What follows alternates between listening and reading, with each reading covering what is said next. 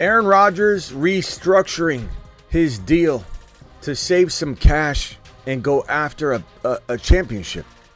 And he says, I'm having a blast. So I really don't see this as a 1 year and done thing. Aaron Rodgers giving us hope for 2 years, giving us more hope than we've ever had walking into an offseason where this guy's got to go into a darkness retreat and figure out if he wants to come back and get abused and play football for the Green Bay Packers. No. This man's already hinting that he's going to be playing 2 years of football, barring any sort of setback physically. And this man, Garrett Wilson, coming up on the show here. Right now, we're talking Garrett Wilson, wide receiver 3. At me all you want, I don't care. At me, Garrett Wilson, wide receiver 3. Learn about it. The Fantasy Football Show begins right now. Live from the FantasyFootballShow.com studios. It's the Fantasy Football Show. Live!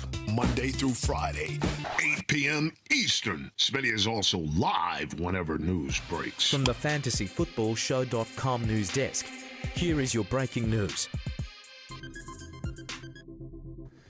So we've got a lot of little, former Green Bay Packer, New York Jet baller named Aaron Rodgers, who's going to throw touchdown haulers to this man, Garrett Wilson, all day long. We got a little Aaron Rodgers news to discuss. The man restructured his deal, and he wants to be in New York so badly that he's agreed to a new 2-year, $75 million contract, fully guaranteed, and he's taking a $35 million pay cut, which is absolutely insane, crazy, honorable, and this is a man that everybody has something bad to say about so frequently. Aaron Rodgers, he's a diva. All he wants is attention.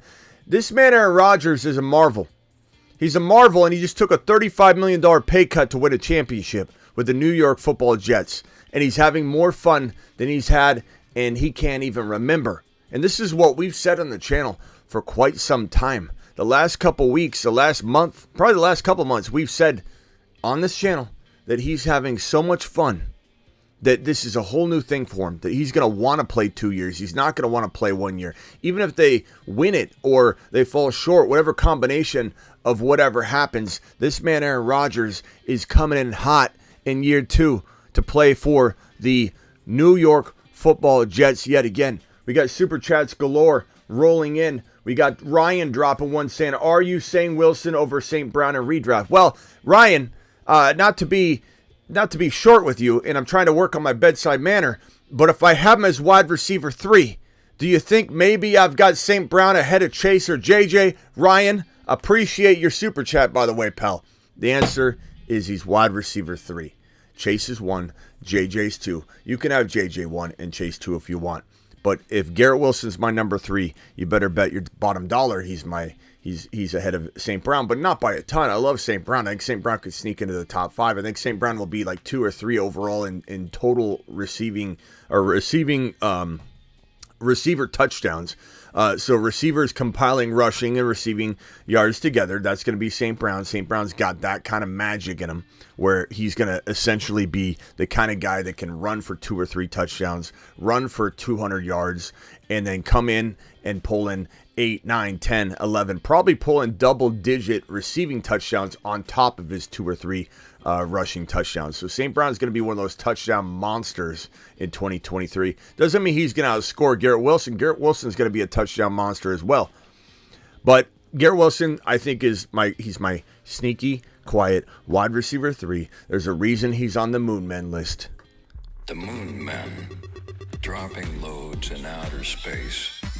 There's a reason he's on this list, ladies and gentlemen, and has been on this list from really the inception of the 2023 Moon Men list. And there's a reason he's on the Mars Men list. He's on a shuttle to Mars. Mars Men. Garrett Wilson. Loads dropping and spinning aimlessly in space. Garrett Wilson season in full effect, and I'm super excited to talk about it with you. But Aaron Rodgers, first and foremost, again, for anybody that missed the beginning of the show, This right here, Aaron Rodgers said, quote, "I'm having a blast, so I really don't see this as a 1 year and done thing." And he said, barring any sort of physical setback, he imagines playing multiple years for the New York Jets. He doesn't think it's going to be one. He thinks it's going to be two, based on the way he's playing, based on the way the defense probably feels he's playing, and how up to par he is for the task. This guy is a marvel. And he took a $35 million pay cut to play football, to play ball, and everybody out there bad-mouthing him constantly. He's a diva. He wants attention. You know what he doesn't want? He doesn't want people prying into his every little piece of his life. And when he says something like, "I'm going in a darkness retreat," maybe he knows that people are probably going to dig into that. But he didn't ask anybody to follow along with that. He didn't ask any of you to go prying into his life. It's the media. It's me. I'm included, but I'm doing it in a positive way. We're all prying. We're all prying eyes, trying to figure out what he's going to do. But everybody digs into his life when he says one thing, goes on the Pat McAfee show, says one thing about the darkness retreat, and all of a sudden he's a diva again. Aaron Rodgers is doing Aaron Rodgers things like he normally does. And this man's going to try and win a Super Bowl in 2023. And if you think he can't do it, you're going to be sadly mistaken that there's an opportunity for him to do it. I'm not saying he's the Super Bowl champion in 2023, but they're fighting for it, and they're going to show something, and they're going to put something together that's going to maybe shock and turn some heads and walk into 2024 with a real nice shot and opportunity to win a championship. But if you're going to rule out that the Jets could win, keep in mind everybody's reaction to your boy saying the Bengals were going to head to the Super Bowl, win their division, be a very, very big, big dog candidate for a Super Bowl showing. And they did. And if you think the Jets defense and Aaron Rodgers and Garrett Wilson and this entire offense, Breece Hall, can't put together a Super Bowl run, you're just a hater. You're just a hater. That's all there is to it. You're just a fan of your own team, and you're just running your mouth about how the Jets can't do it. The Jets are the Jets. Their defense ain't going to be as good as you say, Smitty. Mark my words. The defense will be better than ever because of Aaron Rodgers in practice. And that goes for Garrett Wilson going against Sauce Gardner. They're literally showing us clip after clip after clip where Sauce Gardner's taking Garrett Wilson to school. And then Garrett Wilson says, check. Goes to the top of the key and takes Sauce Gardner to school. These guys are learning from each other. These guys are not just, okay, some people say, okay, Smitty, they don't really face each other in practice, the offense and the ones and the ones on both sides of the ball. And you keep saying that. Yes, they do. Yes, they do. Sauce Gardner's guarding Garrett Wilson over and over and over in practice, and they're taking turns stepping up and burning each other. And if you think that Sauce Gardner is not better for it, and if you think Garrett Wilson is not going to walk out there against another defense and say this is child's play, this is like playing Pop Warner. I've been going against Sauce Gardner every day in practice. And Sauce Gardner is going to say, I'm going up against G. Willie every single day in practice. If you think these two, just these two alone, aren't going to level up their game so far above where they were last year, you got another thing coming. Another thing coming. Rookie of the year on the defensive side. Rookie of the year on the offensive side. Like, what are we talking about here? What are we talking about here? Two absolute young legends in the making. And Aaron Rodgers is the facilitator. And if you think Aaron Rodgers can't flirt with the top 5 or 6 quarterback numbers, we had a big old debate yesterday that was just, in my opinion, it was silly. That we're sitting here arguing and pulling and pulling like hairs or arguing on fine minute differences between Herbert and T-Law, and we're not even talking about, I brought it up, but we're not even talking about Aaron Rodgers maybe being better than both of them. Like, are we pretending Aaron Rodgers can't go out and throw 35 passing touchdowns? Are we pretending Aaron Rodgers can't go out there and be a top 5 or 6 quarterback in fantasy football in this magnificent offense that's going to live in the red zone? Nobody's talking about it. Nobody's talking about it. Sauce isn't even better. Get out of here, Chris. Get out of here. I've seen you talk before about Sauce Gardner in the comments and about the defense and how Sauce Gardner is overrated. Chris, get out of here with that. Take a lap. Your Sauce Gardner card, your Jets card, your Breece Hall card, your Garrett Wilson card, all of it's been revoked. Your Bijan card has been revoked.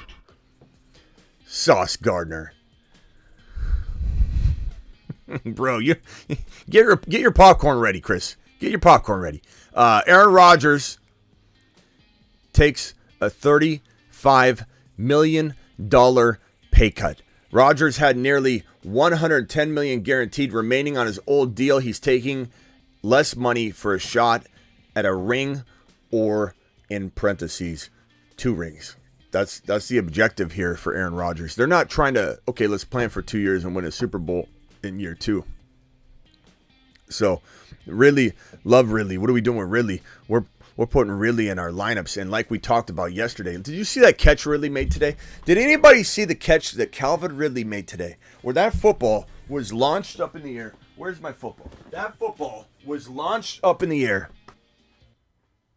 That thing was literally out of reach, and he catches it like this on his fingertips, and it's almost like a go-go gadget arm. It was like this, and he extended his arm, caught it with his fingertips, was stretched out. You saw that 0, that absolute beautiful number 0 that I think either Swift or Ridley is going to unveil in one of the most exciting ways in year 1 of using it. Swift could bust, Ridley could bust. The number 0 could be like a death sentence to the player wearing it, or it could be the number everybody wants after 2023. That's what's exciting about it. And Calvin Ridley wearing that thing so beautifully. And I think Calvin Ridley is going to be so worth his 3.5 to 3.1 ADP. I'm taking him in the middle of the 3rd round, especially the late 3rd round, and in grandma leagues the 4th round every single time, because he's going to catch with his fingertips like that every single time this guy goes down the field. It's going to be unbelievable. We're not live drafting. I'm sorry, wrong screen. Ridley's gonna ball. Did you see that catch today? That catch was so unbelievable. This guy's a 3.5 to 4.5 round steal. 3.5 round virtually steal. I'm drafting Ridley right now, hardcore in the Underdog Fantasy promo code Smitty. Underdog Fantasy promo code Smitty. We'll be drafting not only tomorrow night on Underdog Fantasy promo code Smitty, but we'll be drafting Thursday, Friday, Saturday. From here on out, we've been doing it for months. Thursday, Friday, Saturday. Every week is a 3-day marathon of drafting. And we're going to start on August 1, throwing in the mock draft alongside of the best ball draft. So Underdog Fantasy promo code Smitty. They'll match up to $100 in your first deposit. And we're going to do it live on Underdog Thursday, Friday, Saturday. Obviously going forward like we have been, and it's going to be unreal. It's going to be unreal. Let's get these super chats that have been flowing in here answered. How do you feel about James Cook, Zamir White? Not a big fan of those. Are like, you grab them, Angus, you throw them on your team, you hope something, something develops. But the honest truth is, I'd rather have Roshan. I'd rather have A-Chain. I'd rather have McKinnon.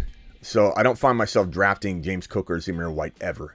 And if I don't think Jacobs will do well facing his situation, why am I going to draft Zamir White, who's going to be a lesser version, even though we like him, but in a horrible situation.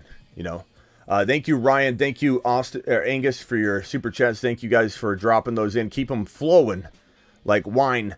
And man, I'm so excited about this topic today. The phone lines are going to open in just 1 second, but on screen you see right here, Garrett Wilson will be wide receiver 3 in fantasy football. Wide receiver 3 overall in 2023. That's my prediction. Doesn't fall far from the Mars tree right here. The Mars fruit tree right here. He's on a shuttle to Mars. Mars men. Look at him. Loads dropping and spinning aimlessly in space. Look at these spacemen. This is the best group. I'm telling you right now, when I stare at this group of spacemen, I just don't. I mean, we may add one more, but I just don't see how this is the most magnificent group of men to send to Mars. I'm right here flying this shuttle, and I'm honored to fly it. But Fields going to win leagues. Burrow going to win leagues. We're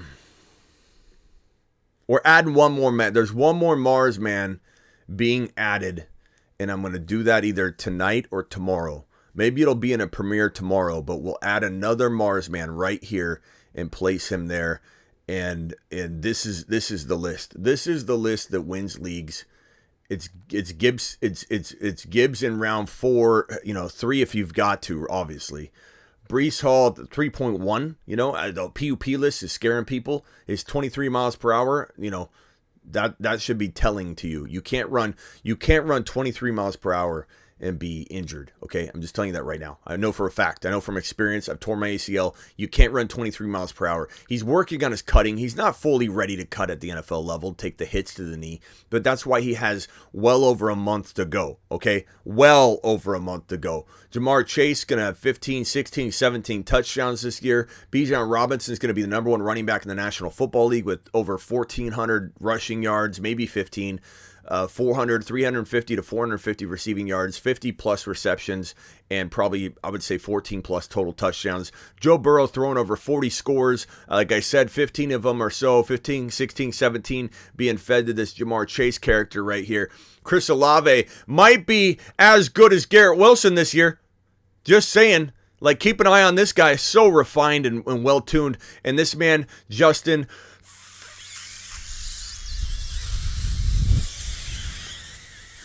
Fields, is going to win leagues and make all of you Justin Fields haters so ashamed of yourself. Your parents are going to be ashamed of yourself. You're going to be so embarrassed. You're probably not going to show up here anymore. Be like, I said the same thing about Jalen Hurts. Damn it. I did it again. Josh Allen, Jalen Hurts, Justin Fields. Do you see a pattern? Because I certainly do. I see a pattern that everybody that hates mobile quarterbacks, from Josh Allen to Jalen Hurts to Justin Fields, and they don't see the accuracy that is hidden between all the lines. Read between the lines, pal. He had no wide receivers. Justin Fields is going to win leagues single-handedly in 2023. And all you Justin Fields haters, you guys that think that, you can get a quarterback like Deshaun Watson around 7, and that's just so much better than taking Fields in 5. You're going to realize that and sometimes in life you get what you pay for. And when I tell you that Fields belongs in the second round, listen to the words coming out of my mouth right now. If you don't listen to another thing I say let me get on over to, let me get a Fields graphic. Hold on. I gotta go to the Marsman real quick. He's on a shuttle to Mars. Mars man. All right, Fields, I need to borrow you for a second. All right, let's change this out. We're not drafting right now. Phone lines will be open in a second. Fields of Dreams. Let's put Fields on the screen. I had to go borrow him from the other graphic. Let me just say this. If you don't listen to a thing I say the rest of the show, I beg you to listen to this. If I can just adjust it, it's driving me nuts. Hold on. Listen to this if you listen to nothing else. You get what you pay for in fantasy football, just like in life. There are bargains to be had. And there's times where you look at a guy like Fields and you say, okay, I'm getting a bargain. I'm getting him in round 5. It doesn't mean I have to go pay for a second-round player because Smitty said you get what you pay for and might as well go pay for the highest priced player. No, you have to astutely go into each situation and say, okay, this guy belongs in round 2. Listen to the words coming out of my mouth. He belongs in round 2. You heard me. I didn't stutter. I didn't, there's no equivocation here. I'm not petrified Peter. I'm not off my rocker. I'm not saying to draft him in the 3rd round or the 2nd round. I'm not an idiot. I'm not even saying to draft him in round 4 because I'm not an idiot. Okay? I'm not a total moron. There might be some things I got to work on in my life. I get that. But I'm telling you, this man can finish as the number 1 quarterback and number 1 overall scorer across almost every fantasy football format. Number 1. The number 1 player in fantasy football. The number 1 overall scorer. I'm not saying you expect it. I certainly draft Hurts over him. If they were in the same territory, I'd draft Mahomes. I would draft Joe Burrow. I understand what I'm saying. The opportunity for him to be the number 1 overall player in fantasy football and obviously number 1 overall quarterback is literally not a tough thing to imagine for me at all. And if you're taking him in round 5 and you're saying, well, I'd just rather bargain shop a little longer and maybe get a better wide receiver running back, trust me that in round 5, you're getting a second round player. Don't get greedy. Understand what you have. You get what you pay for. And in this sense, he's literally more than half off because he belongs in round 2. He belongs in round 2. And if anybody disagrees with me, dial into the show right here. The phone number's right in front of your face, and you can come in and tell me and try and fantasy-splain me as to why Fields is inaccurate and he's not going to be as good as you think, Smitty. And are you saying he's a second rounder? Listen to what I'm saying, Bob. He's worth second round value in hindsight. You're taking him in round 5. If you take him in 4, you're taking a lap. You take him in 3, you take him in 4, you obviously take him in 2, you're taking a lap because you're not paying attention. But you take him in 5, you're hitting a home run and you're walking straight to the bank. And if you disagree, it's okay. But if you want to call in, if you disagree quietly and you're fine, you're like, Smitty, I just like Herbert a little bit better, that's fine. I'm not mad at you. I'm not going to go at you. But if you think you're going to fantasy-splain me into why Fields is not going to have the big year he's going to have, dial in. The phone line's wide open for you, and I'd be glad to discuss this with you. I'd be glad to hear your regurgitated, lazy, boring take about how Fields is inaccurate. Fields is inaccurate, Smitty. There's no way. Fields is going to throw for 4,000 yards this year. 3,800 to 4,000 yards. What? How could he do that? He only threw for a little over 2,000, Smitty. You think he's going to double that? Yes, I do think he's going to double that. I do think he could come close to doubling it. Call in and fantasy-splain me. I'm ready for it. I'm waiting for it. Fields to the moon. Leave it on the fields. Just in time. Fields of dreams. Feels like making love. Outstanding in his fields. Feels so good. Fields General. My field's good. Uneven playing fields. Battlefields tested. Fields. He's for reals. You know, sometimes any long-time listeners does. Why don't you just ask me, Paul? I'm right in front of you. You know, I'm right here, Paul. I'm right here. Let me read what Paul just said. Paul, you know I love you. You know, so I'm not trying to go at you here, but Paul Wall, for any longtime listeners, does Smitty ever do his own positional rankings? I mean, Paul, the question I have for you, Paul, and I love you, Paul. Please understand, I love you, pal. I love you, but Paul, I mean, I literally show this like every 15 minutes, Paul.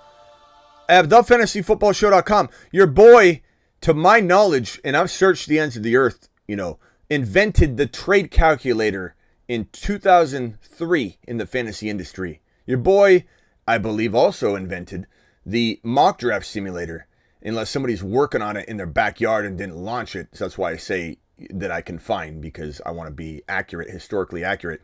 I was literally the first big site out there to have a trade calculator and mock draft simulator. What is this based on? Rankings. Paul, I literally have year-round rankings, Paul.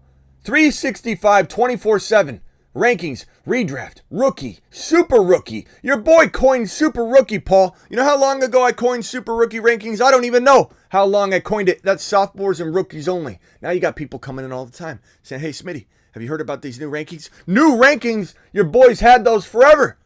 Dynasty, 365. Top 200 Dynasty, 365. Top 200 redraft, 365. Rookie, super flex, Dynasty, super flex redraft, and best pick in every round rankings. Yeah, oh yeah, who coined that one? Paul, the answer to your question is 365 days a year. I got rankings, my guy Paul. And we do rankings videos, by the way. I appreciate you. Paul. Paul to the moon. No, he does not. Life. What is Life asking? Dalton Schultz has sneaky upside, Smitty. And Swaggy says no, he does not. I don't want to say Swaggy's right, because that's very rare, and I don't want to use that card very often. But I would say I'm not really drafting him. I feel like Dalton Schultz is in an okay situation, but the question I got to ask you is why aren't you going after the 3, 4, 5, 6 other guys that have more upside than Dalton Schultz? This goes back to, like, I'll just take Deshaun Watson around 7 instead of Fields in 5. I'll just keep bargain shopping. I'll just keep kicking the can down the road, and eventually I'll just have nothing but bargains. Nothing but bargains on my team. I don't need any absolute monsters that are hiding in round 5 that should be in round 2. Same thing with Okonkwo. He's in 10. He's in 10. There's no reason to go after Dalton Schultz. I'm telling you, a top 5 tight end is potentially hiding in round 10, 11, and you want to go after Dalton Schultz? You know what I mean? So Okonkwo, Kincaid, Cole Kmet. Cole Kmet just signed a big fat contract. What was that, $32 million? I got to get that on screen here. Cole Kmet signing a big fat contract. Oh, Cole Kmet's not even the number 1 tight end, Smitty. Well, guess what we're here to do today? Talk a little Fields, talk a little Garrett Wilson, talk a little Aaron Rodgers. I didn't even want to go here yet because this is going to be a video probably for tomorrow where we talk about Fields and we circle back. So I don't even know that I want to hammer home this point over and over and over unless Blake, and I don't think Blake would do this, but Blake from Minnesota's calling in. Unless Blake is here to try and fantasy explain me, I don't think he's going to try. I think Blake might like Fields too. Blake, you're live. Be honest. Be honest, Blake. I love Fields so much. He's probably my most drafted quarterback, I think, right now. You're a smart man. He's going in like a fourth. That's why you went to college, Blake. That's why you went to college, Blake. That's why your parents paid for your school and sent you to college, Blake. You know what I'm saying? Yeah. To your parents, Blake. To your parents to the moon, Blakey. Quick trade question for you, Schmitty. Yeah. So, I'm giving up Kenneth Walker, Aaron Jones, and David Njoku, and I'm receiving Nick Chubb and Calvin Ridley. Let me read this off real quick and let's attack it 1 second. Let me put this on screen here. I gotta fix my cameras. Okay, read it off to me one more time. All right. So I'm trading away Aaron Jones, David Njoku, and Kenneth Walker, and I'm getting Nick Chubb and Calvin Ridley. It's redraft? Yeah, it's redraft. Njoku, I don't even care about. I just want to look at this though because I don't want Njoku to influence this because I don't think he's a player capable of influencing a trade. So I'm just gonna leave him out and just kind of emphasize it even more this way, 2 for 2. Aaron Jones and Walker. Yep. Look, as much as I love Kenneth Walker, you don't have Charbonnet. Is that correct? No, I do have Charbonnet. You do have Charbonnet. So you're letting me keep him. You're keeping him. Oh. Yeah. Here's where the problem is. I like Ridley so much more than Aaron Jones, and I quietly like the combo of Charbonnet and Walker as much as Chubb, but Chubb's got way more market value, and I can understand wanting to have Nick Chubb. Paul Wolford bought 10 gifted memberships. Paul's a monster. Paul's a straight monster. Hold on, my cameras are all jacked up. What is going on here? Hold on, let's try that one more time. Paul, appreciate you. And then look at this. Hold on. Okay. Let's see what the chat thinks first of all. But Paul, thank you for gifting those memberships, you bad boy. Chubb and Ridley over Walker and Aaron Jones. I'm gonna lean Chubb and Ridley, and I hate to say that. You're keeping Charbonnet too. That's it. What is this guy thinking? What is this guy thinking, bro? What's he doing? Yeah. Like just that move alone. I don't say that you got him because I do think it's very arguable, but the fact that you kept Charbonnet, Got him. Mm-hmm.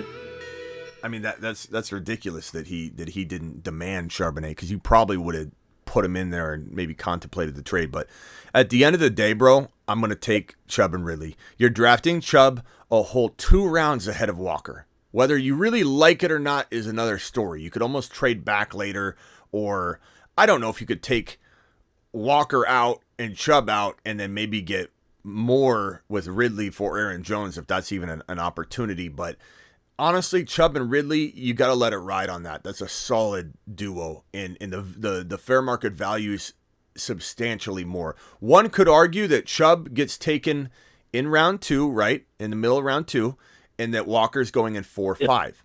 One could argue that Ridley's going in the middle of 3 and Aaron Jones is going in 4. So you're essentially getting 2 players that are both ranked higher than Aaron Jones and Walker. So it is a got ya move for sure. Got him. I just circle back, though, to make everyone aware how much I love Walker. I love him so much that Walker and Charbonnet quietly is as good as Chubb to me, but fair market value almost commands that you do this trade. You know what I'm saying?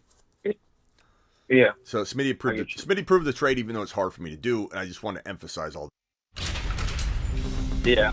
I'm checking in with you because I know you love Walker, and I'm a big fan of his too. So, I mean, I had to double check on that. Bro, it's a good trade. It's a good trade. I like that a lot. You did good. You did good. All right. You did good. I'm just going to hang on the phone line. That's all right. Okay. Yeah, hang on the phone here real quick to stay right there. My guy Smitty has all the rankings, says Adam. Thank you, Adam. I'm going to comb through them tonight as well. And I'm going to update the defense and kicker rankings tonight. And I'm also going to update the underdog ADP rankings on there so you can find them easily on the site. What is the site? Ask Paul. Paul knows now. TheFantasyFootballShow.com. How hard, what's weird, and I don't blame anybody. You guys can't know exactly what I'm doing all the time. You guys got busy lives, and you're trying to keep up with the show as it is. But what's weird to me is when someone's a diehard follower, and I know Paul is. Paul's a diehard follower, and part of me is just trying to understand why, not that Paul's wrong. But how does somebody that follows me every single day, watches like almost every show, not know that every show's on Spotify? So I'm on in video. My video show's on Spotify. I have that here somewhere. Let me see where that is. Yeah. So every show I have, the video show on Spotify. That means that if you pull me up on Spotify, you know how Joe Rogan's on there? He's got his video show on there. And you lock your phone, it turns into an audio podcast. But if you unlock it, you can click on the bar and the video show pops up. I believe, the very first fantasy football. They brought me in earlier than anybody and let me launch 6 months before anybody. I was the first video show that was, I believe, sports show on Spotify. I was definitely 100% the first fantasy football show on Spotify that was video. Every show I have is video on Spotify. People don't know that. Maybe I don't talk about it enough. And the other part that's very, very weird to me is everyone's like, "Hey, where do I get your content at?" And it's just like, it's, The Fantasy Football Show, thefantasyfootballshow.com. But B, I do promote it a lot. So if anybody needs rankings, bold predictions, trade calculators, articles, all that, go to thefantasyfootballshow.com. Appreciate you. Let's head over we got Justin on the phone and Ron Navy. Ron Navy, Marsman extraordinaire, sitting right on the phone line like the monster he is. What's up, Ron? You're live. Yeah, well, I'm one of those long-term hardcore followers that didn't know. Remember, I didn't know that you were on podcasts and all that other stuff. Well, that's on me. So then. you told me. Yeah, but you're a unique bird, Ron. You're not going and combing through rankings and looking at websites. You're all visual, video guy. So I get and understand that. But it's funny when people are like, Smitty, do you have any rankings? It's like, come on, man. Come on. It's thefantasyfootballshow.com, Pally. Get on over there. I got lifetime memberships. And if you get a lifetime membership, I write your name on the wall over here in the corner here. I've got different parts of the studio where I write people's names on different parts of it. The door was for the Cooper Cup League. You can see the door right there. See all these names on the door? Those are all from people that joined. Or it wasn't the Cooper Cup League. It was the... Was it the Cooper Cup League? I forget. It might have been the league before. I forget. The 96 Bash. I think it was the Bash. We called it the Masquerade Bash or whatever. But I've got on the wall here, you can see some of the names right there. Any lifetime member gets their name written on the wall. Those are on cards right now because I got to rewrite some of them. I needed to rewrite them. And so I'm going to rewrite them in actual pen, smaller pens so I can fit everybody on. But if you go purchase that, you can get one-on-one text device as well on thefantasyfootballshow.com. All right, hey, let's get back to the topic at hand real quick. Go ahead, Ron. I'm on your... Yes, you're on the wall. I'll send you a photo of it. Oh, I didn't know. Hey, real quick, and then you can move on. I just want to update everybody. You already know, Smitty. But my wife's MRI brain scan came back, and it's clean, so no cancer in the brain, thank God. So we got to hit the lung and the liver.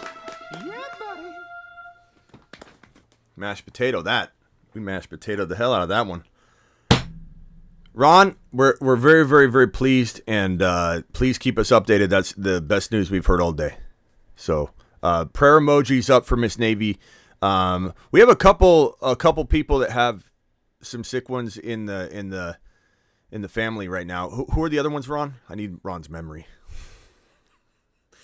My memory is just, I retain almost nothing these days. Who are the other people that we need to throw prayers out to? Well, we had Stephen from Florida, his mom. Stephen, his mom, yeah. Stephen's mom. Stephen. And then Decker. Decker, Stephen, prayers up for, just throw prayers for 30 seconds in the chat for Miss Navy, Miss Decker, and Deckard. Mine must still and Miss Stephen. All right. Appreciate you, Ron. Appreciate you, Justin, on hold. And appreciate, I think the other guy, Blake, hung up. Blake, appreciate you anyway. Let's get to the topic at hand, and I'm going to swing over to Justin, and then Ron, you can interrupt him any moment. Aaron Rodgers said this today: I'm having a blast, so I really don't see this as a one-year and done thing. And the important part about this is that he's never given an indication of a future year as of late. Like, coming in out of Green Bay was a disaster. Like, there's some very, very good components there for Rodgers to be a playoff contending team, to get potentially to a championship game or something and lose. The defense was okay at times. It wasn't one of the most stellar defenses in the league. It had some good aspects to it. The offense was very, very good, but always ever changing and, it's trying to adjust and adapt. Aaron Rodgers literally walks into the best team he's ever had in the history of his career. And some might argue that, and I get that, because you don't see and envision what the Jets are going to do this year like I do. So I can understand maybe somebody saying, this year was better in Green Bay. That's fine. But Aaron Rodgers, to me, has the number one defense in the National Football League. Some might say the Niners. Some might say the Dallas Cowboys. Some might say a couple other different defenses, and that's fine too. That's all perspective. It's okay. I personally feel that when I see Sauce Gardner going up against Garrett Wilson in practice, Aaron Rodgers also going up against Sauce Gardner at the same time, and we're seeing Garrett Wilson and Aaron Rodgers connect together on what I believe to be the best corner in the National Football League in Sauce Gardner, who's still learning, but he's learning at the tutelage of Garrett Wilson, because Garrett Wilson's schooling him, Sauce Gardner's schooling Garrett Wilson, and they're just rotating. It's like a clinic. And there's no shame on you, Garrett Wilson, Sauce Gardner got you. Or shame on you, Sauce, Garrett Wilson got you. It's like a respect thing. And when you see Aaron Rodgers at the facilitating end of this, it's like, to me, I don't even understand how others aren't seeing it. And we had I don't want to get into the debate today about what we talked about yesterday, because we hammered it enough. But we started arguing about T-Law versus Herbert. And I mentioned yesterday, I said, well, what about Aaron Rodgers over both of them? Like, the point being that you could argue a lot of these guys in that 5 to 8 range. They're very, very close. 5 to 10, really. Man, you could argue Cousins. Ron could come in and argue Cousins is the number 5 or 6 quarterback. And guess what? I couldn't say, Ron, you're wrong. I couldn't. And nobody really can. You can come in and be strong, hard-headed about it. But at the end of the day, Ron could be right if he thinks Cousins is number 5 or 6. Goff could be number 6 based on what the Lions are going to do. So I just want to pump the brakes on everybody saying everybody's wrong and trying to say that, because I don't want to go there today with this. But I want to say that we need to start talking about how this guy could literally beat out all of those players that we're arguing about at the number 6, 7 spot. And he could be a top 5 or 6 quarterback this year. Not saying it's guaranteed, not saying I'm drafting him that way, but it feels like the writing is so on the wall for him to be the most precise version of himself, the most happy version of himself, the most healthy version of himself, even though he's older, because he's in an offense that's moving the football down the field. His quick release he might be, I wouldn't be surprised if this was the year, and people will say the offensive line's fine. The offensive line was fine the moment this man stepped out onto the field, because now you have a spread out attack, much like Kurt Warner coming to Arizona, my Arizona Cardinals. Bad offensive line. Kurt Warner's going to get crushed, And granted, just to put this out there, he did retire because of concussions, but but it wasn't because the Arizona Cardinals were letting him get leveled every second. It was because anytime he did get hit, he was vulnerable to a concussion, and Kurt Warner had to eventually step away. But when Kurt Warner stepped on the field for the Arizona Cardinals with a bad offensive line, the offensive line magically became this amazing. Like, you just didn't really talk about it, but they were fine. They were fine because Kurt Warner, quick release. Kurt Warner, spread out attack. How the hell are you going to stack the box? How the hell are you gonna blitz Kurt Warner all day long when he's just gonna pick you apart? The moment you rush too many players, the moment you've got one-on-one coverage with Fitzgerald, whoever, it's just boom.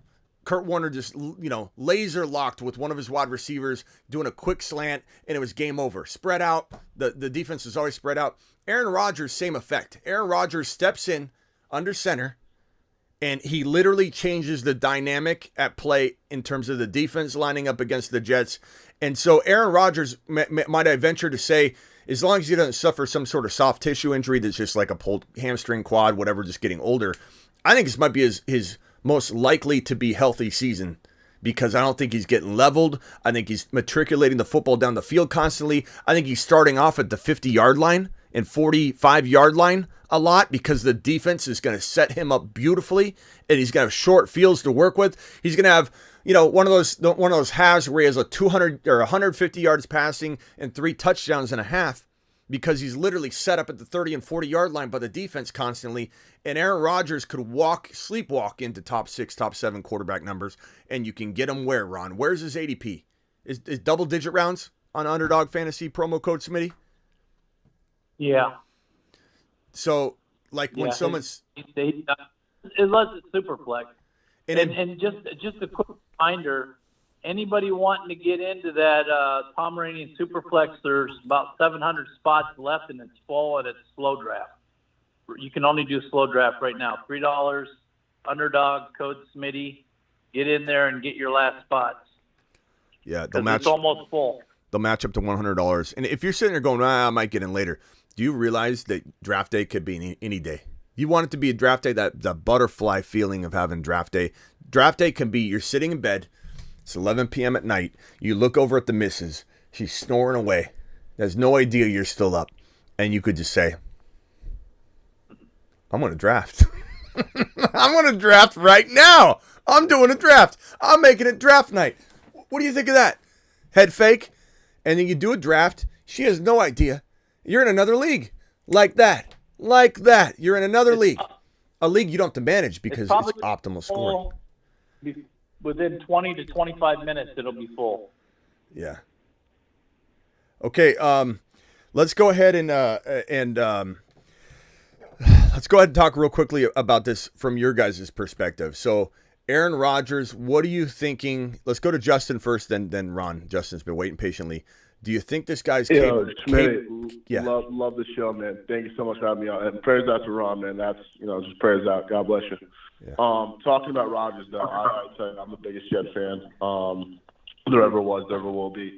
And I can't get over the fact that he's going to be starting for the Jets next year. I feel giddy. I wrongfully said this is the first time I'm looking forward to 9/11. But I'll say this. I'm scared about Garrett Wilson being the top 12 pick. And I say that because I think for anyone that's in like the first round, early first round, I just feel like come August, we're not going to have any exposure to him. So I asked the question, would you move up from the 2.8, trade the 2.8 and the 5.5 for the 1.12 with the intention of drafting Garrett Wilson? And I'm about a lock to get Bijan at the 1.5 in my league. So let me just throw a couple things at you. First of all, there's a misconception in fantasy football right now, and I don't know why it's so hardcore spread around. I don't know if somebody's talking about it that is a big platform or something weird like that. But there's a misconception about when a player starts getting drafted high that the ceiling's gone. It's like everybody, and I agree with this in one sense, and I'm going to shoot it down again in another sense, but everybody in the first round has that feel. Like you draft Christian McCaffrey at 3, you're drafting him at what feels like a ceiling, right? It's a matter of, okay, can he explode above all the other players that are right there? LaDainian Tomlinson, Marshall Faulk, Arian Foster, Priest Holmes, even back in the day when you drafted a quarterback 1 overall and a 1 QB, back in the olden days, Peyton Manning, Dante Culpepper, like you would draft those guys at 1. Kurt Warner, number 1 overall, because they throw for so many more points and touchdowns than anybody else. Absolutely. But when you get drafted high, there's a natural reaction for people to say, oh my God, now if I draft Garrett Wilson at 8, there's no value. There is value. If he is the best wide receiver in the NFL or top 2 or 3, he could far exceed what you're really paying because he's going to be so much, further ahead than the other guys. And not to mention, who cares if you get exactly what you paid for? Because if you take a Lamb or whoever, and I'm not saying I don't love Lamb, I do. You take an A.J. Brown, you take somebody like that. Like, are they any more likely to get what Garrett Wilson's going to get? So you just need to let go of the fact that taking Garrett Wilson at 8 feels like you need to get out of it at that point. He climbed too high, and I'm not going to be exposed to him in a league anymore. I don't think like that at all. I'll take Garrett Wilson at number 7. I'll take him at 6 if I had to. I don't have to, so I probably won't. And Bijan's always there up until about pick 8 or 9 in a best ball underdog fantasy draft. So I'm usually just taking Bijan over and over and over and over again. No, I see. But I mean, bro, don't feel that way about Garrett Wilson. Garrett Wilson is going to, in my opinion, now anything can happen. Trust your gut, but he's going to have a season more than worth the number 8 to 12 overall. Oh no! What I'm saying is that would you trade up to get Garrett Wilson? Yeah, but you said you were scared. Okay, I'll address the trade. I'm scared that I won't be able to get him at pick 20. Okay. Yeah. I made you. I disapproved you earlier because you said I'm scared about Garrett Wilson. Okay. No, I'll take that back. But yeah, would you trade up though from pick 20? Because I just don't think that having early first round pick, anyone worth their weight in your league is taking Garrett Wilson way before pick 20. Yeah. CeeDee Lamb. I mean, if we just watch Garrett Wilson, just watch the Hard Knocks, watch the Jets training camp. He bends. We talk about bending with Ed. He bends. He just bends so much in space. I don't see CeeDee Lamb shifting. I don't see A.J. Brown shifting like that. You have a great. This guy's 11. This guy's at 1,100 yards with the quarterback carousel of janitors coming in and out. I mean, we like Mike White, and there's opportunity there, but at the end of the day, White got hurt. There's turmoil. There was a rotation going on. This guy at 1,100 yards. This guy did what Christian Watson in London really couldn't do. Like this guy did. Him and Olave, they went out and delivered with garbage quarterback play. So that's why I also say Olave is so close to Garrett Wilson. People have no clue what they're messing with when Olave's sitting there at the 2-3 turn and they're like, I don't know if I should take it. Olave could be very well on that 3 or 4 overall wide receiver territory at the end of the year. I mean, we could literally be saying, who's the number 3 wide receiver in the league? Is it Olave or Garrett Wilson by the time week 17 ends? I truly believe that about both of them. Very fair. To that point, so would you trade that up though? Would you trade up your second 2.8 and then 5.5 for the 1.12? Would you think that's a fair move, or would you say keep the value, take Olave at the 2.8, or give it the 2.8? Look, how many leagues do you play in? I play in one main hometown league. I've never gotten into best ball. I love best ball. It's good stuff. I love the ADP. I'd hate to have you do a trade just to get a player and then you're losing a 5th round pick. What if that's Walker? What if that's Justin Fields? So my answer is going to probably be no, unfortunately, because you're going to be able to. What if St. Brown falls to that 2nd round pick? What if no? And St. Brown and Olave are like my backups. Yeah, I mean, would I rather have Olave and Fields over Garrett Wilson? Yes. So like you can't do that trade. Yeah, no, I feel you. Absolutely. And I do think, I don't know who you're gonna put in the Marsman list, but my guess would be Amon-Ra. Over who? To put him on the Marsman list for that last spot, just because the Jameson Williams leg injury. He 100%'s in the running for it. I'll just tell you that. There could even be 2. There could even be 2 Marsmen added. I definitely don't want to go more than this. Let me show it real quick. I don't want to go more than 1 or 2 more. He's on a shuttle to Mars. This is a very special list. This is a very, very special club, and if I throw 2 more on it, it's gonna feel crowded. Dropping and spinning aimlessly. Oh yeah, no, you gotta keep the VIP section. Yeah, definitely. But I think it could have 2. It could have 2 squeezed on there. Tomorrow you'll find out. Maybe I'll add 2 on tomorrow's show. Maybe I'll add 1 and do a second show. T I'll Brady. be there. Hey. T Brady 16 dropping a super real quick. Hold on, hang tight right there. Smitty, my man, what's good? I got the first pick for a 12-man league, 0.5 PPR snake draft, and need some advice. CMC or JJ? Worry with picking CMC. The top wide receivers late second round. What advice you got? I go Chase. If you like JJ over Chase, I would go JJ. I would take JJ over CMC. I have a little bit of fear of injury for Christian McCaffrey this year. I'm not taking him at number 1, 2, or 3 overall. I'd take him at 4 or 5. I'd take CMC as the second drafted running back, but I'm taking Bijan over CMC this year. Bijan's my number 1 overall redraft running back. You can bet your bottom dollar he's my number 1 dynasty running back, but I'm taking Bijan over CMC, so this isn't even a question for me to take CMC. I like CMC, but this is a guy that we literally wrote off before last year started, before he got traded to San Francisco. He can't be a running back one. He can't be number 1 overall anymore. He's too injury prone. He hasn't played for 2 years. He walks into last year, and now all of a sudden he plays a year. He was banged up, by the way. A couple times we were worried that he wasn't going to make it out, and he had the knee issue. They had to monitor it. We're really concerned. And now he goes into another year where it's going to give him the full season. I have trouble giving him the number 1 or number 2 overall pick. I'm not saying it can't happen, but I'd rather take the young, fresh legs and Bijan in the better rushing offense in Atlanta. And if there's a Niner fan watching that doesn't understand what that means, call in. I'd be glad to explain it to you. But the Falcons are a better rushing attack. They're going to give Bijan more yards per carry, more touchdowns, more rushing yards, and more, and almost near as much PPR work is going to head Bijan's way comparatively to McCaffrey. Like, McCaffrey doesn't get the edge because, he pulls in more. Well, Bijan's going to show people he's a 400-plus receiving back, and they're going to use him in the slot all over the place. But I would say give me Jamar Chase. I think Chase pulls in. He's number 1 in the National Football League in yards, in fantasy points per target. He missed some time last year. That could be the part that makes you go JJ if you're afraid of injury. But give me Joe Burrow passing to Jamar Chase, and give me that combination. That's what I want at the 1.1 if I'm going wide receiver is Jamar Chase. But that's me. If you want receiver, go JJ or Chase, but I don't take CMC, but that's me.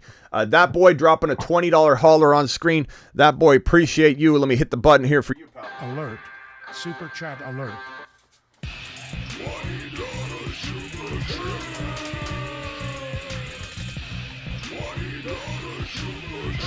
Also, I'm wearing the shirt right now. Do you take CMC? No.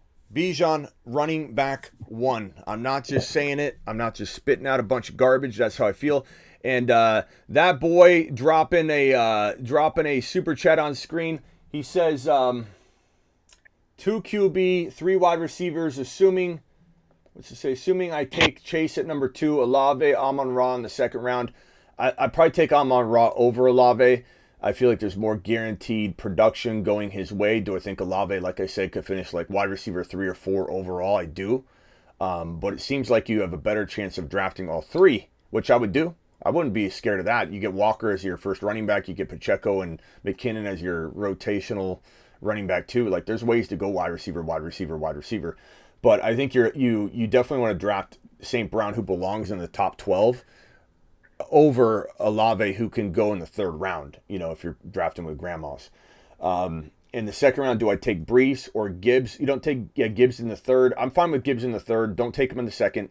Take Gibbs in the 3rd if you've got to, but see if you can feel it out and get him in the 4th based on the suggested rank on your app that you're drafting on, because it might kind of indicate, hey, Gibbs' ADP is actually 2 or 3 spots after my pick. What if I push it? What if I push it and get Gibbs as my 4th drafted player? There's going to be people that call in to the show, or they email me, or they message me or whatever and say, Smitty, I got Gibbs as my 4th drafted player. About 20% of my followers minimum are going to be telling me they got Gibbs in the 4th round. And those people are going to be the ones that have such a massive advantage walking into the 2023 season. I'm not saying the people that take Gibbs in the 3rd round won't, but I can tell you right now, I'm going to get so many people that say, I got Olave in round 3, I got Gibbs in round 4, I got Burrow in round 5, or Fields in round 6, Walker in 5. Like, those are going to be, league winning moves.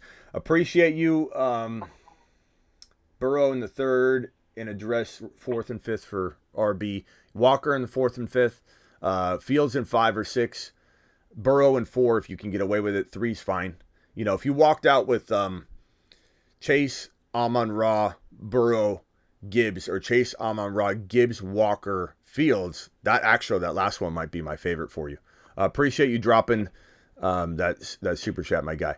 All right, let's go back over to Ron. Actually, there's a caller on here from the 863. What's your name, pal, and where are you calling from? Hey, Smitty, it's E-Rock calling from Lakeland, Florida. E-Rock, Florida. Oh, Ron Navy's going to get excited about that one. E-Rock from Florida. What's up, pal? Not much, man. I love the show. Been watching for a couple years now. Show loves you back. Just trying to call and get on the Garrett Wilson hype train.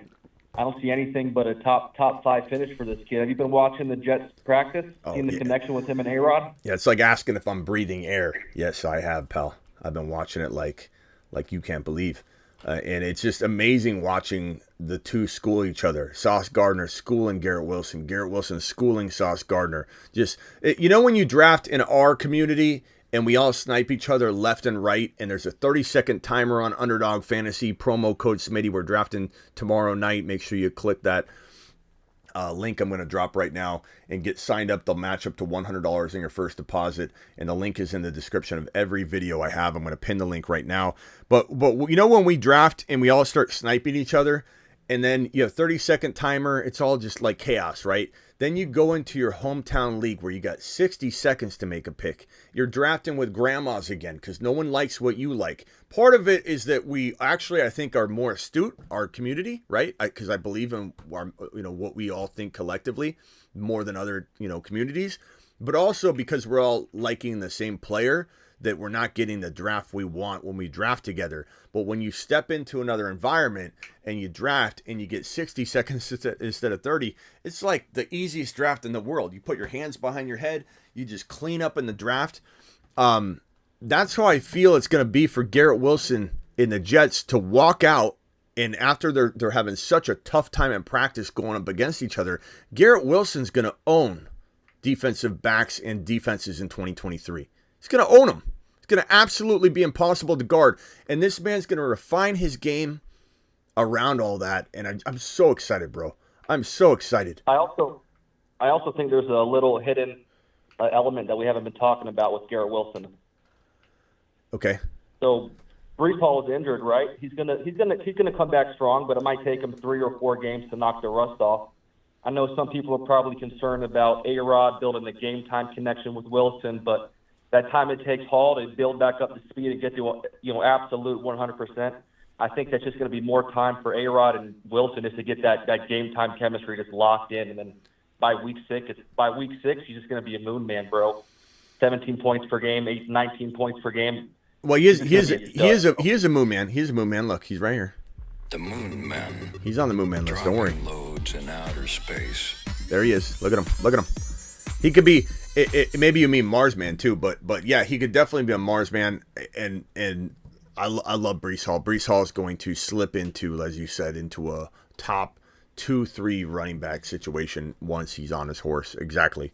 The one beautiful part about this offense is it's so spread out. Aaron Rodgers is such a master of throwing to the RB and turning his RB into a half wide receiver running back hybrid. It's like Breece is going to be able to have a little bit more room to run and scamper around. I always liken an ACL recovery the first half of the first year as being more easy to come back from for a running back that kind of runs over his feet, kind of. You know what I'm saying? Like, he is, not that he can't cut. He's an amazing one cut and go guy. He can definitely shift back and forth. He can multiple cut guy. He's not just a one cut only and go. North and south guy. But yeah, he's north south. He's not like Walker right and left. If Walker had torn his ACL, I'd have a little bit more apprehension about him playing his self to his level, from the first six months of his, ACL recovery. So I feel like we're looking at a player that's going to be able to scamper around and do what is needed to be done to keep his leg healthy, to get his confidence back, and we're not going to see much of a difference in his play. We'll only see him get quicker. So we're going to see him do what he's doing, but north and south, he runs 23 miles per hour. 23 miles per hour. There's no concern about whether his knee's good. It's just cutting. It's confidence. A lot of it's mental. 80% of it's mental at this point. I tore my ACL, and bro, the best way I can describe a torn ACL is imagine taking a saw and just cutting your right at your knee and taking your two, you're right here. You're just sawing right here, and you got two different pieces, right? And then you just set it back on, and that's what it feels like when you're coming back from an ACL tear. It's almost like when you stand on the top of a ladder and somebody just could kick the ladder out and you fall off the ladder and you separate from the top of it. It feels like nothing's connecting the joint. And so when you cut, you're just petrified. You're a petrified Peter. You're a scared Scott. You're cutting, and it feels like your knee's just going to rip in half again. You're just so petrified of that. And so it's 80% mental to trust that when you cut, that thing's not going to just come under you like a ladder. And so, granted, he's already gone out there and done all the cutting. It's not like he's going to walk out and go, okay, let me try it. That's kind of what Barkley did. Barkley literally like a week or so before walked out and, let's see how I can cut. Let's see how I can cut in shorts. Breece Hall's way ahead of that. Breece Hall is ready to go. Ron Navy celebrating 13 months on the channel. It seems like forever. 13 months. And he used his 13-month message to help somebody, which is Ron Navy's nature. Addressed Alex super chat. Let's see. Alex has a super chat, Ron? Let's see. Hey, Higgins. Yeah, it could be back further than I can scroll because I didn't see it back there. But he asked if you addressed it already right before that. Okay. Other 20. Thank you, Alex. I just wanted to. Yeah, Alex, Ron using his special, message to address this man right here. Vikings fan. Figures. Now, I wonder if Ron would have addressed him if he was a, I don't know, Niner fan? I don't know, Niner fan? Look at this man. Look at this man here wearing is that Adrian Peterson jersey? He says Bijan or Chase, round 1. Also, Amon-Ra or Garrett Wilson. So, very similar question and debate we had earlier. I'm taking Garrett Wilson because he's got not only higher ADP and market value, but I do think he could be, as I mentioned right above here, the number 3 wide receiver in all of fantasy football 2023. Number 3. So Chase and JJ Chase, and then I think Garrett Wilson could be 3. I think Amon-Ra could be sneaky 5. So they're very good. Bijan or Chase, if it's 0.5 PPR or higher, so 1 point PPR or 0.5, and you start 3 wide receivers, I would probably go Chase. If it's 2 wide receivers mandatory, 2 running backs mandatory, and then you get a flex that can make you start 3 running backs and 2 wide receivers, then I might lean Bijan. But I think it'd have to be that limited wide receiver, room where I would do that. Otherwise, Chase is probably the one for me. But if you like JJ more, go JJ. Like, just use the process, not necessarily the player, because JJ and Chase are kind of interchangeable. Appreciate you. Double A says Ridley, snag YouTube. Double A, you can drop my Instagram link on this one because I got that on my Instagram. So check out that instead of this other channel there, Double A. That's appreciate the super chat though. But yeah, on my IG, I have the Ridley catch. So don't listen to Double A there. Go to the Smitty Instagram post. He catches this ball literally like this, stretched out with his fingertips. Just looking so ready, so fast. And all the other wide receivers are running crispy routes, but when Ridley runs, it's just looking so quick. He looks like he's just on a whole nother level, like almost like he held down the turbo boost button and he's just going a little bit quicker. Like he's just moving so quick on the field. I think really looks amazing. Sick Nasty dropping a super chat says, where do you take Wilson in Dynasty startup? Top 7, top 6, 7, 8. I don't know. Somewhere around that territory. I don't shy away from even a little bit higher than that. And Alex, appreciate you. You keep up the good work too, pal. And EE dropping a $20 hauler. Alert. Super chat alert.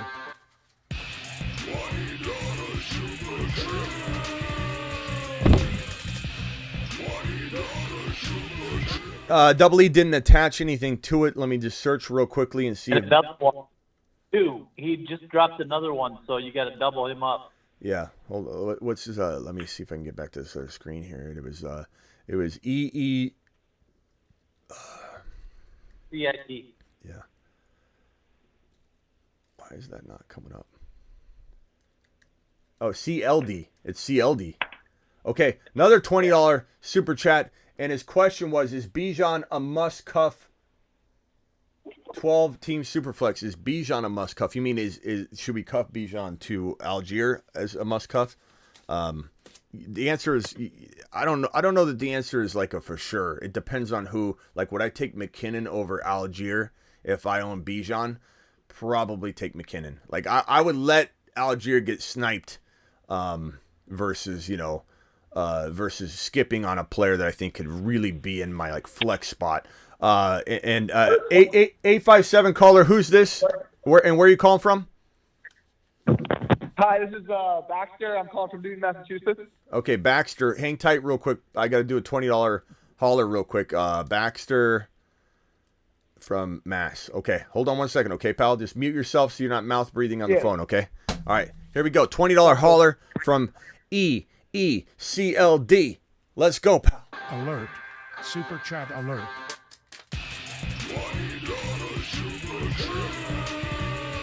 Hopefully I answer your question, EECLD. If you have a further question on that topic, please let me know. But I am not like super handcuffing Algier. Charbonnet, as an example, is a must cuff. Like, you cry yourself to sleep at night if you don't draft Charbonnet and you got Walker. You're probably gonna trade Walker just out of being fearful. You know, like even I did that in a league with Ron. I traded and I got a great deal. I think we both got a great deal, but I didn't have Charbonnet. I didn't have a pick to get him, and I needed a wide receiver very badly. And so we made a trade. It was very fair. I got Christian Watson and Burrow. He got Herbert. He got Walker. It was a very, very, very solid move. He ended up trading Herbert. Who'd you trade Herbert for?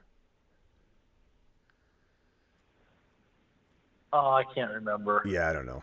But point is like trading Walker away without Charbonnet, it's tempting because you want to have the duo. The reason is they're both so good. It doesn't mean that Walker's not a top 5 running back. Pete Carroll is such a mad scientist. He literally has 2 top 10 running backs on his roster, and that's a dangerous thing so you got to have. That's a must cuff. But Algier, I like Algier, but McKinnon's going to be more useful. Maybe a Conquo if you don't have a tight end yet, like, and you pass on Algier. Like, I'm going after Aaron Rodgers as my backup quarterback before I cuff Algier to Bijan, but it's not a bad move at all. It's definitely like an 80% likelihood that I'm going to try and do it for sure, but it's not the 100% like where I reach around early to make sure it happens so I don't cry myself to sleep at night. And so ECLD, appreciate your super chats, your doubles on the screen, my guy. Can we go over to Scuba? Then I'm going to go to, or no, E-Rock. E-Rock, you're on the line here. Did you already talk, E-Rock? I think you did. Yeah, you still there, Smitty? Yeah. Did you have anything? Yeah, go ahead and ask another. You can stay on the phone too. I just want to cycle around, but go ahead real quick. Well, I just want to say first, congratulations to Ron and his wife on the good news today. And my question for you is, if there's some scared Scotties out there worried about what Nathaniel Hackett did to the Broncos last year, how can you reassure them that this will not be a problem for Rodgers and Wilson this year? Hey, that's a hell of a question there, E-Rock. And let me tell you. Yeah, no, exactly. Number one, he's not the head coach. Okay. Number two, if let's say they didn't land Aaron Rodgers, and this was a move that helped get them Aaron Rodgers. It really did. It really did. It was a move that tried to get him into Denver, but then Russell Wilson stepped in while Rodgers was dilly-dallying. And I really think Aaron Rodgers' plan was to go to Denver. And when the Russell Wilson situation got announced, he literally just, Aaron Rodgers, I can picture it now. This is how I envision it. Aaron Rodgers goes, holy shit. I wasn't expecting that. Green Bay! I'm just going to go back to Green Bay because he had his mind set, just like he had his mind set on New York and really no other plan in place. And he's a loose, cannon, Aaron Rodgers, in a really good way. I love it about him. But he's like, he's carefree. He's like, if it doesn't work out, I'll just go back to Green Bay. Not a big deal. Devontae Adams, I'm going to call his bluff. He ain't going anywhere. And so he's a real carefree, not worrying about it. Like, I'd be worried about it. I'd be sitting there thinking, what the hell's going on? My mind wanders. I wouldn't get any sleep. I'd be like, I want to know. I want a conclusion. I want to know what's going on. Aaron Rodgers could go to sleep and not even fret about it.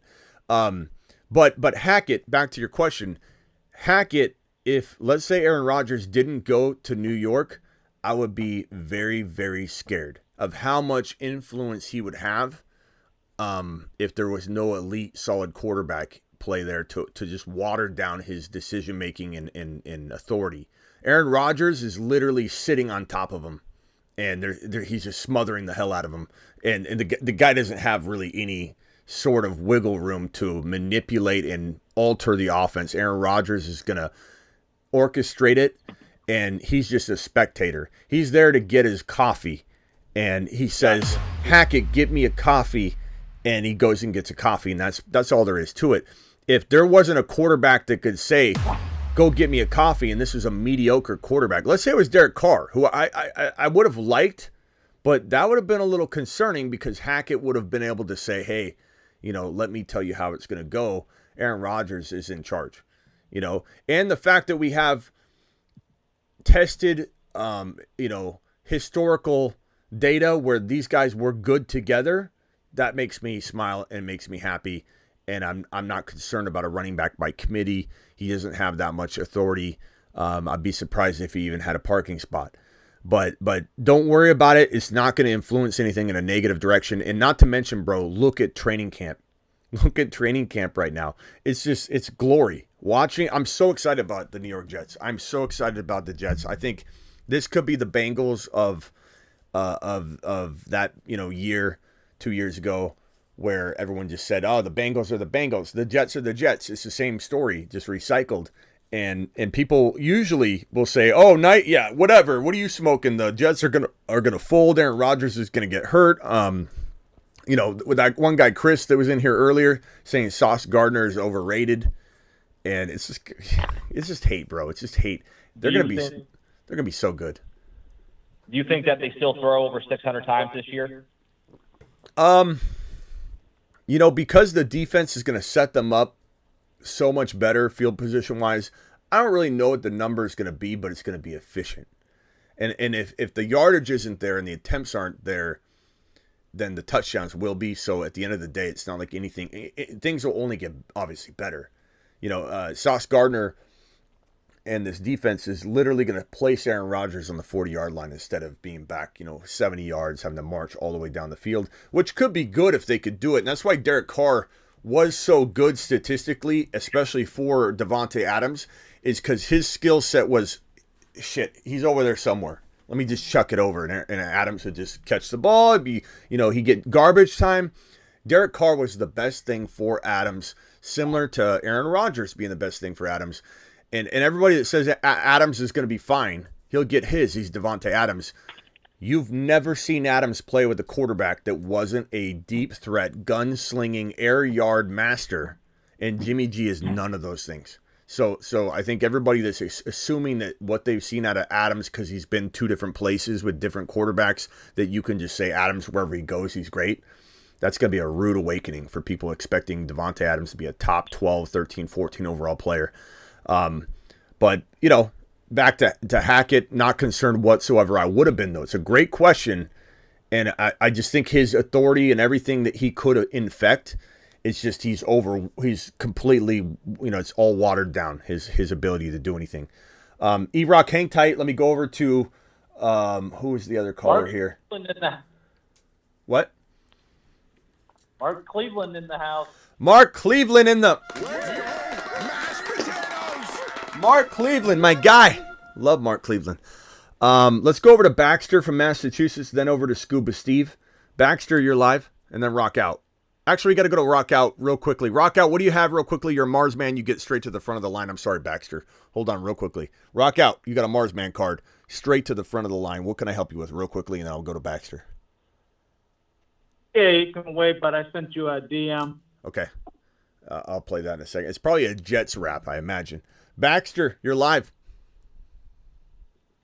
Hey, Smitty. Thanks for picking up the call. Yep.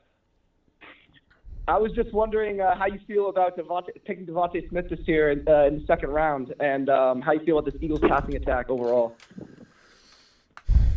I love the passing attack. This is the best offensive line in the National Football League. This is the best defensive line in the National Football League. The two very, very much have, influence on each other, and similar to what I'm saying and describing for the Jets, the Eagles D is going to set up the Eagles offense, and that's why the Eagles offense is so potent. They're just primed and ready to score a touchdown every time they get the ball. I very, very, very, very much love Devontae Smith. I feel like round 2 is a little rich for me. It's not that he can't earn it. I just want to draft him as my 3rd drafted player over my 2nd drafted player. In best ball, I'm not afraid to go Hurts and AJ Brown, take AJ Brown in round 1. But like if I go Hurts in round 2 and Devontae Smith falls to 3, I quietly like that better. I think if AJ Brown with his knee issues and concerns misses time, Devontae Smith to the moon. And I truly believe he could have one of those top 5 wide receiver years. I mean, he already almost did, with AJ Brown fully healthy for a season. So I love him. I just want to get him in the 3rd round. It's similar to Ridley. Could Ridley be a 2nd round wide receiver? Absolutely. But you got to protect yourself as best you can. You can't just run, full go into every one of the situations where we love a player and say, let's just take him at the ceiling value without any, with reckless regard. Ridley is great in 3.5 to 3.12, especially 4th round territory. Devontae Smith is amazing in the 3rd round, just a little rich in round 2. And I think if you draft Devontae Smith in round 2, again, he could earn it, but you're going to look at your team and you're going to say to yourself, just doesn't have quite the as Denny would say, the zip to it. If you say to yourself, I get, let's say you get Bijan in round 1, and then you get in round 2 Devontae Smith, and then who are you going to get in round 3? Just name a guy you've been mock drafting in round 3. Jahmyr Gibbs. Okay, so Gibbs. This is a good team, but I think I got to get another marker. And then round 4, who are you getting in round 4? Round 4, I haven't really gone that far. There's guys I like there. How do you feel about Dameon Pierce, Texans running back? Yeah, I like him in round 6. Maybe late 5, but not in 4. But this right here is a really good team. But I just feel like it does feel a little bit like if I was to review your team, and some of the way I look at a team and give you an analysis of it is if you just gave me Bijan, let's just say you told me these names. You said, Smitty, this is my team. How did I do? And you give me Bijan, you give me Gibbs, you give me D. Smith, you give me Watson, okay? You give me T. Law. And then I sit here, and the first thing and this isn't the only way I do it, but my mind automatically goes, okay, there's this round 1 guy. Okay, here's this round 3 guy. Okay, here's his, that's really a round 3 guy. Okay, here's his round 4 guy. Here's his round 6 guy. You have a 1, a 3, a 3, a 4, a 5. Where's your 2nd rounder? That's kind of where my mind goes. Fair market value wise, you don't have a 2nd rounder. And that's kind of how I evaluate a team. And look, reach for your guy, pick your guy to a certain degree, but we all do enough leagues. I feel like you can err on the side of caution and take guys in their ADP range, not because you should be drafting off ADP, because you should be manipulating the ADP data to your advantage instead of reaching beyond reason. And if you play in one league, I could understand doing it, but if you play in multiple leagues, pick your spots and allow ADP to give you the best value every time. The more leagues you do, the more patient you are as a fantasy owner. That's why I love Underdog Fantasy, promo code Smitty, so much, is because there's so much power in having so many leagues. If you can grab Bijan in 57 Pomeranian drafts alone, let alone big boards and puppies and all that, but literally, you could draft 57 Bijan Robinsons in just one of the leagues that they got on Underdog, one of the tournaments, and that makes it almost like you're almost invincible in your mindset, because you don't have to force Bijan anywhere, because you own so many shares of him. You're gonna reap the rewards if you land it, and so that's one reason I do emphasize doing Underdog, because it really makes you a patient drafter. It really does. I think when you have that one league and you're like, I have to own Devontae Smith. It's my one league. I'm only doing one. Then you're going to start drafting like a wild man. You know? Yeah, that makes a lot of sense. Can I ask one more question? Yeah.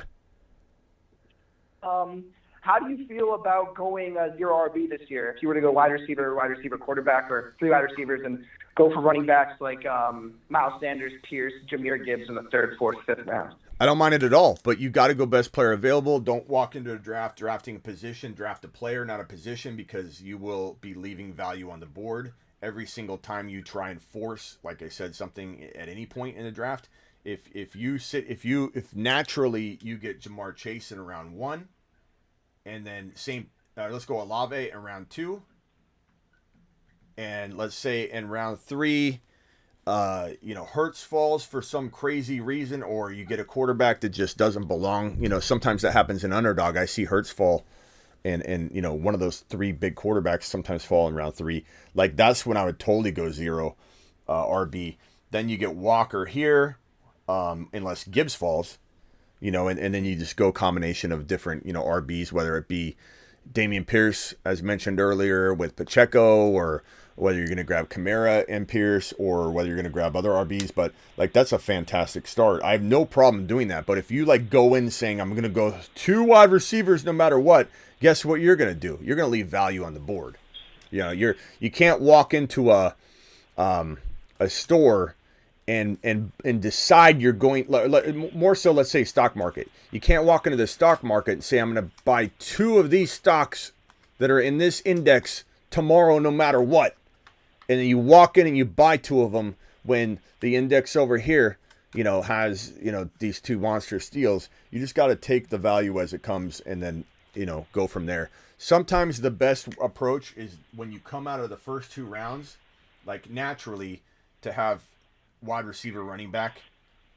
So if you come out like St. Brown and Bijan, like, you are in the most ideal scenario because you have 0 fears in your round 3 pick as far as pressure to go a certain position. You have 0 fears in round 4 to go just best player available. Not that you can't stay disciplined if you do go wide receiver, and say, oh, well, best player available is Olave. He's in round 3. I went Chase, St. Brown, and now Olave somehow fell to round 3. I'm taking Olave. Like, I can do that without hesitation. But when you exit this way, you literally just feel like you can do anything you want. You're going to make the smartest decision without any influence at all. All right, hang tight real quick. You can ask another question and stay on the panel here. Scuba Steve, you're live. Hey, Smitty, what's going on, my man? What's up, Scuba? Hey, so I just had a question for you. I was going to take your advice, and I was going to go Bijan at number 4 overall, like when it comes like my time to draft. But like as far as like guys like in a 12-team PPR, who are like some guys that I could look at in the 2nd round that might fall? Because I mean, I don't think like a Garrett Wilson or something would fall. But I mean, like if I wanted to get like a Breece Hall or like a Chris Olave, are you good with that type of start? Are you comfortable with him as a number 1 wide receiver, Chris Olave? Chris Olave, absolutely in the 2nd round I am. I'm certainly not going to take him in round 1 if I don't have to, and I probably will never have to in a dynasty. I don't think he's going to go near that. Depends on who you draft with, but Olave is a great 2nd round pick in 2023 redraft, so he's an amazing pick in 2023, startup or dynasty value. So I love Olave in round 2 across the board. First of all, Vampy dropped a $10 marker board fund. Super chat, where's that at? Yeah, $20 or $10 marker board fund. Thank you, Vampy to the moon. Vamp, I hope your patellar tendon is better. Can you update us on that, please?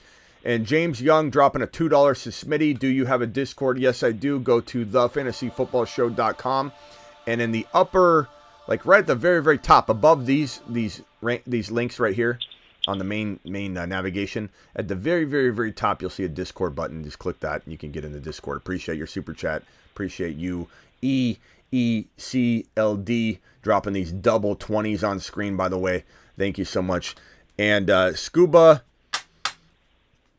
what was your question again? Just who was the player? You'll refresh my memory the moment you say it. So I was talking about Chris Olave. Olave, yeah, and, yeah. Like, Yeah. So yeah, Olave, fantastic player in round 2. But who was the player you were going to take in the first round? Bijan. So if Bijan falls to you at 4, you take Bijan at 4. Gibbs would be fantastic in round 2. Garrett Wilson, St. Brown, Olave, Breece Hall. Like you said, I would go back-to-back RB if I had to, but you're probably better off trying, if all things are equal, going wide receiver and coming out with some balance. And wide receivers last longer than RBs. You could take Bijan and Gibbs in a dynasty startup and have a smile on your face, but in 4 or 5 years, things could change. But hey, the league could crumble in 4 or 5 years. The average dynasty league, and I told Ron this before. I don't think Ron's ever done dynasty before this offseason, right, Ron? You've never actually played a dynasty season yet, like an actual season's kicked off, or was that last year?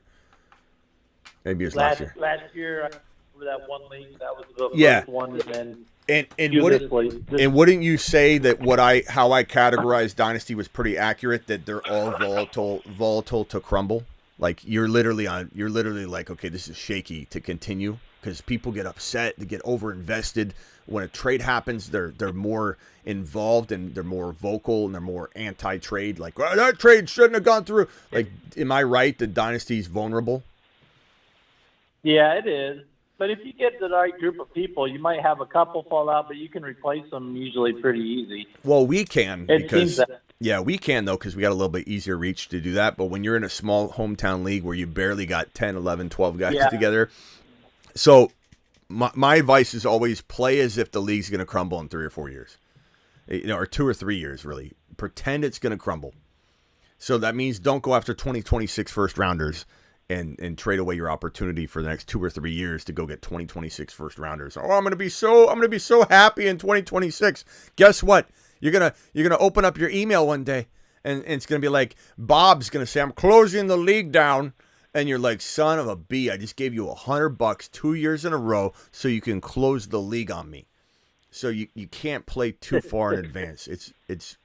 It really sucks. And you know what? I've been guilty of leaving a couple dynasty leagues too the last couple of years because I'm too busy. I did play in an expert league, and I had a pretty good team. I feel like I was leaving the team in very good hands. I traded a future first rounder, and it was a super flex. I had Mahomes and Lamar and CMC, and I had a really good super flex team.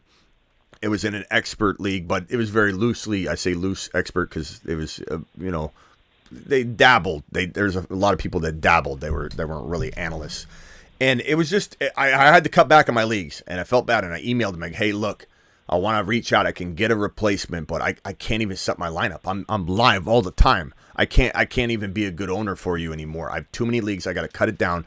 And the guy flipped out. Like, you're gonna leave, you son of a.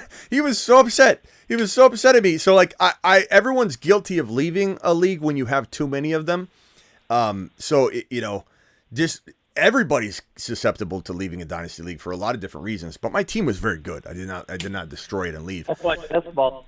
And I tried to get somebody like a mod to take over it because I didn't want to leave this league. But I literally I was going to be a bad owner moving forward because I'm live all the time. I don't have no time to set lineups, and I have like 4, I believe, dynasty follower leagues that I'm in that I try my best to be active. People are on the message board saying Smitty never checks in here. Like I don't have time. Like I do my best, and then I have like 2 or 3 hometown like leagues that I do, and then the rest are best ball. So I cut down from 22 leagues down to about 7 or 8, and I kind of like keeping it at that because it's manageable. But I still miss lineup stuff. I'll be live 2 hours before game time. Keenan Allen pulls a hamstring in warm-ups. Guess what? I'm starting Keenan Allen in 2 leagues if I owned him because I'm live, and I can't hunt through. Well, I couldn't hunt through 22 teams to fix it, because I didn't know which team he was on, and it was just I can't manage it. I know my limitations and my obligations to you guys, not my side league that I have. Let's go over to, let's see here. Is anybody else on the line that hasn't? Steven Steele, Madcap. Yes, Steven, sir. how is is it your mother? Yes. How's your mother? She's about the same. Okay, prayers up. Yeah, for we Miss- took her off of a lot of medications and stopped the treatments because the treatments were doing more harm than good. It pushed the cancer back, but anyway, she's older and it is what it is. Okay. Well, But prayers anyway, up. that's not why I'm here. Yeah, prayers I'm up. aggravated. Okay, why are you aggravated? I'd like to swing around back to your Justin Fields take for a minute. Okay. You can make me. All Yell. right, You're gonna now- make me yell at you after that. Sure. Okay. So I'm taking a look across the offense. Okay. So they brought in DJ Moore at wide receiver. Okay, fine. Darnell Mooney, whatever. Chase Claypool, who knows, and Cole Kmet, which is a little better than average tight end. Okay. Just signed and then a, after signed them, a it's just a $30+ bunch million of guys. deal. 30. Yeah, it's an average. It's an average at best wide receiver core. Okay, but here's where the problem lies. So we look into secondary stats here. You got the Bears lost, I believe, Riley Reef, which was playing left tackle for him at the time last year. So they're starting a second-year guy in Braxton Jones and a rookie out of Georgia, Darnell Wright, at right tackle. Now, the inside of the offensive line is pretty decent, and Cody Whitehair is an all-pro center, probably one of the top 5-10 centers in the league at least. But anyway, it's my point now to juxtapose that to this. You were talking about doubling Justin Fields' yardage totals. Okay, so from 2242 to 4484, so 4,484 yards, 34 touchdowns, 22 picks, and a 65 quarterback. Hey, I didn't say rating. double. I didn't say double his picks to 22. I didn't say anything of the sort. In fact, he could have 11. He could have 11 INTs again. He had 11 INTs running for his life. So I'm not saying double all of his stats. I'm saying double. I don't see double. He's not going to be running for his life this year. Okay. That's one of the points I'm trying to make to you. Okay, I'll let you continue to not make this point, and then I'll come in and tell you. Go ahead. So, but with all this, You're what I muffled. mean? And Coach, You're muffled. It doesn't have to be 22 picks. You're muffled. You know what I mean? Steven, we can't hear you. You got to get your head out of your shoulder. You're muffled. Now, is that better? That's better. All right. Okay, so 1,143 rushing yards last year. I don't know how much that would have to go up or stay the same. But I don't know. To me, when I'm looking at this, especially with shortages on the offensive line, now he's going to be out there a lot because their defense was ranked 29th, and it did not get any better. They got Tremaine Edmonds, but that's about it. They're weaker this year than they were last year. I don't know. I think the kid gets hurt, and I don't think he's going to have an opportunity to throw for 4,000 yards and I know you don't. touchdowns. Hey, Steven, you're not the only one. There's so many people out here. There's probably 80%, 70% of the fantasy football population thinks 4,000 yards is a joke. But what I'm trying to tell you is what he did last year in terms of passing yards and passing touchdowns is meaningless. It's not translatable. You can't carry it over, double it, carry the 2, multiply it by 2. You can't do anything of the sort and sit here and say, we got to go off last year. Steven, it's like my example of somebody that works at a bank, and they're a banker. They're one of the best bankers, probably up-and-coming bankers in the region for the bank, and he literally shows up, and the branch manager's like, I got the pandemic, okay? I don't want to say the word and cause some sort of, PSA announcement on the ad or something like that. I got the pandemic, or I got the Ritter. We call a Ritter a disease. Sounds like a disease. I got the Ritter. I'm gonna be out for the entire day. The entire teller line is out. Okay. Oh, we got one teller. We got Maggie. We just trained her. It's her first day. Maggie's gonna be behind the teller line. And you're going to be the only banker. There's no branch manager. There's no assistant branch manager. It's you two in one of the busiest branches in the entire district. Let's see how you do. Okay? You're one of the best bankers out there, bro. But you could only do so much. You're impressive. When you got somebody at your desk, you're selling. You're upgrading all their features on their account. You're getting them to invest. You're doing your job when there's one person at a time. But there's a line out the door. People are complaining. You look like you aren't delivering. Like, to judge Justin Fields off of last year when he had no wide receivers, the wide receivers he had were injured, Steven.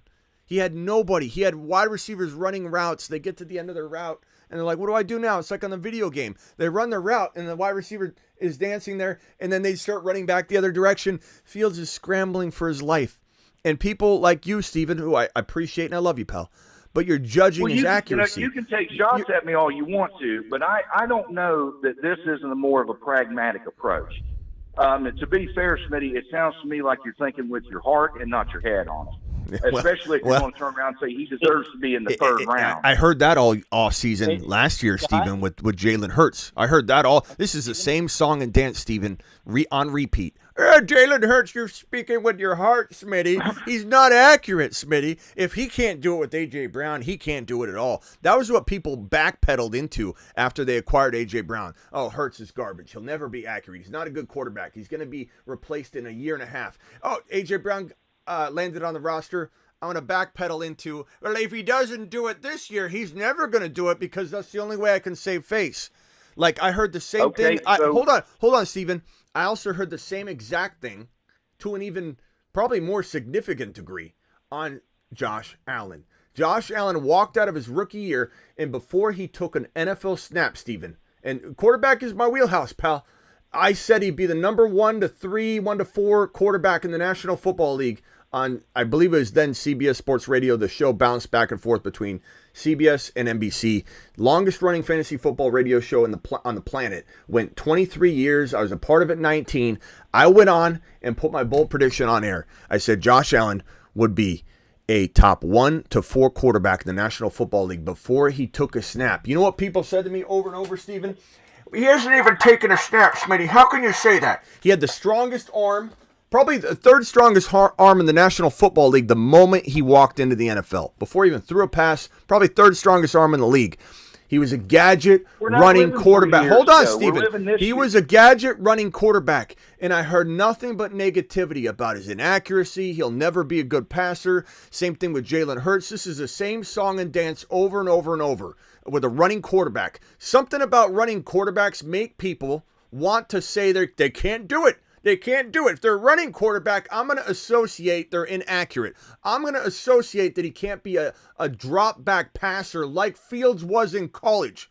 He wasn't some running quarterback that threw the ball once in a while. He was a throwing quarterback that would run the ball once in a while. And he was forced to adjust and adapt. And instead of saying, oh my God, this guy's a drop back passer capable of being a 4,000-yard passer in the NFL, you forget that because all you saw him do was run. And you're going to be very, very tunnel vision like on this and say, well, because I've seen him run only, that's all he does. He's going to be Josh Allen to me walking into this year when he was a drop back passer in college, and he's about to show you why. He's about to show you why. He had no wide receivers, Steven. He had no wide receivers.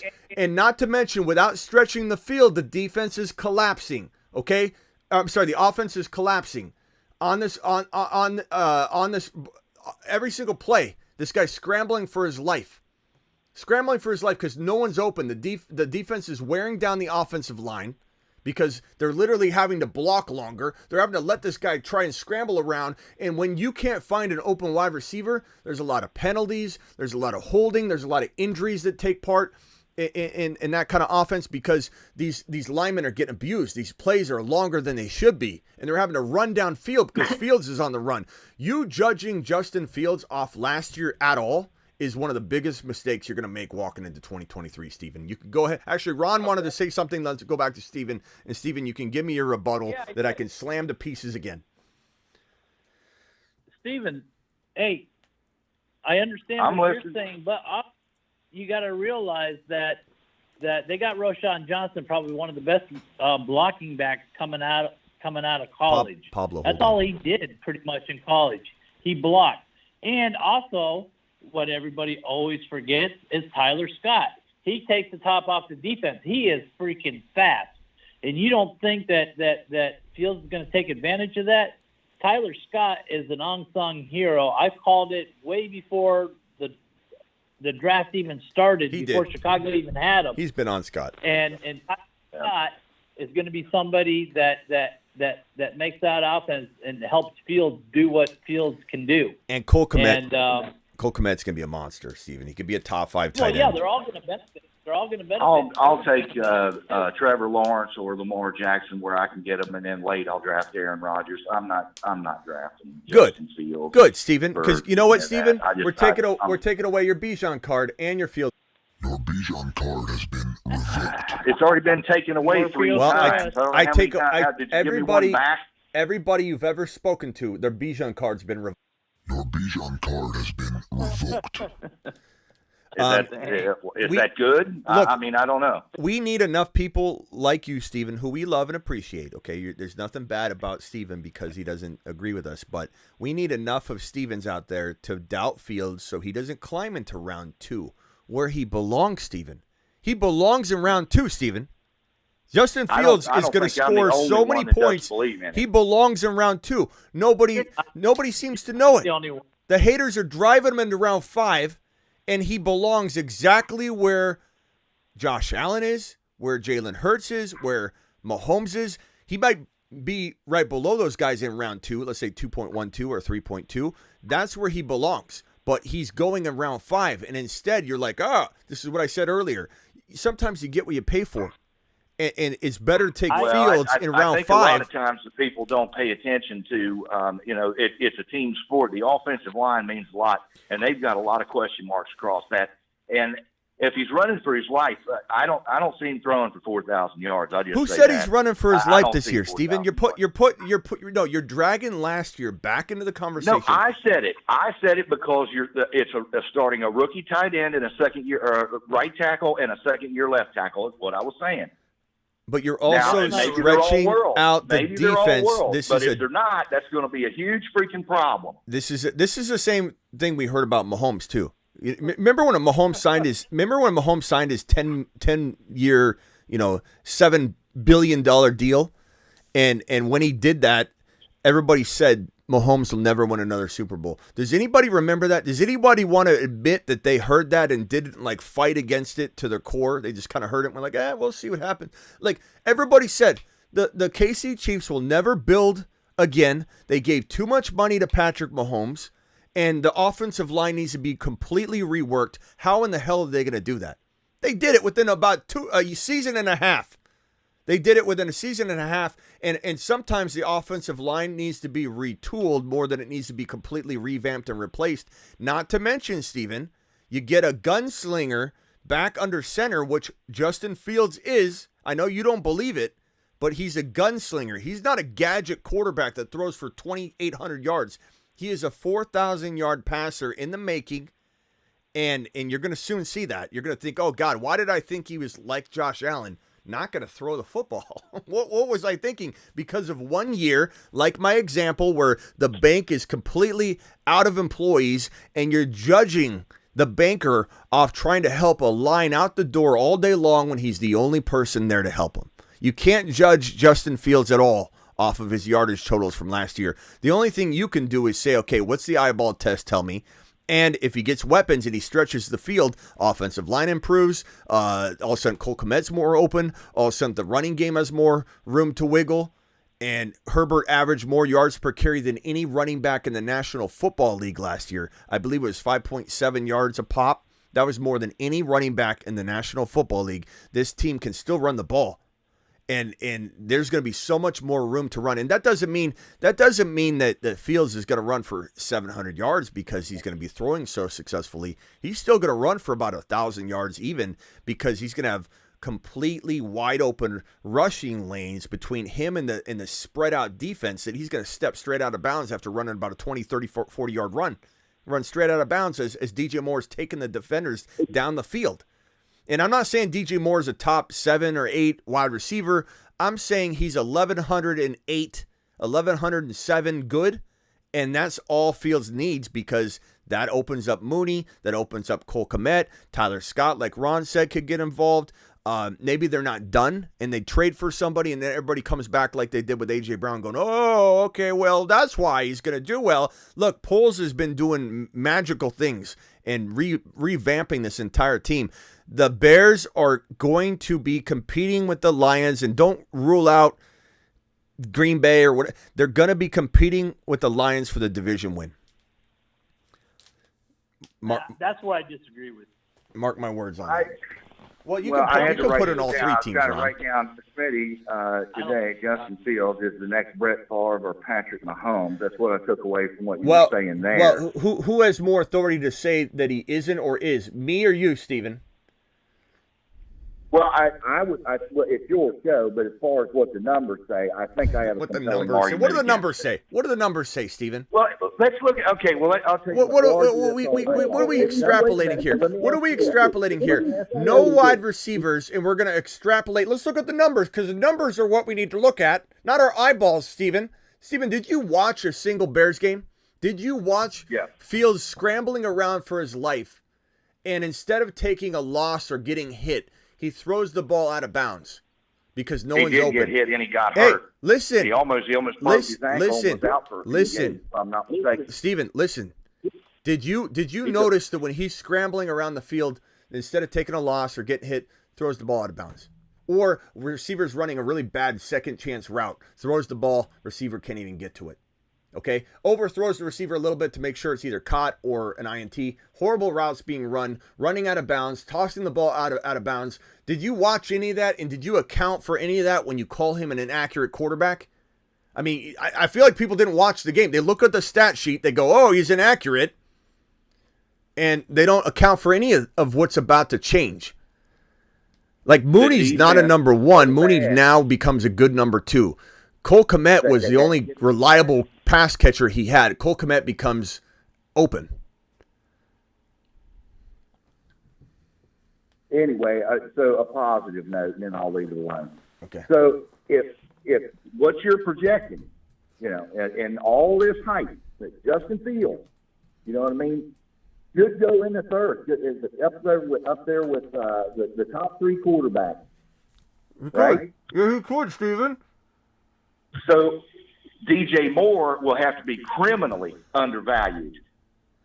I mean, if he's going to be that good, then we're not paying attention to Mooney and DJ Moore enough. No, I mean, I explained it to you, Steven. I said that he could be 1,100, 1,200 yards and 7 touchdowns good, which is where he's getting kind of drafted, and that's all he has to be for Fields to take this big step. I told you Kmet, I told you Mooney gets back on his horse in a way that he can deliver the expectation level, to the expectation level. Mooney was asked to be a number one wide receiver. Injuries took everybody out. Cole Kmet was asked to be the number one pass catcher. Defenses were like, okay, he's throwing to Cole Kmet or he's running out of bounds.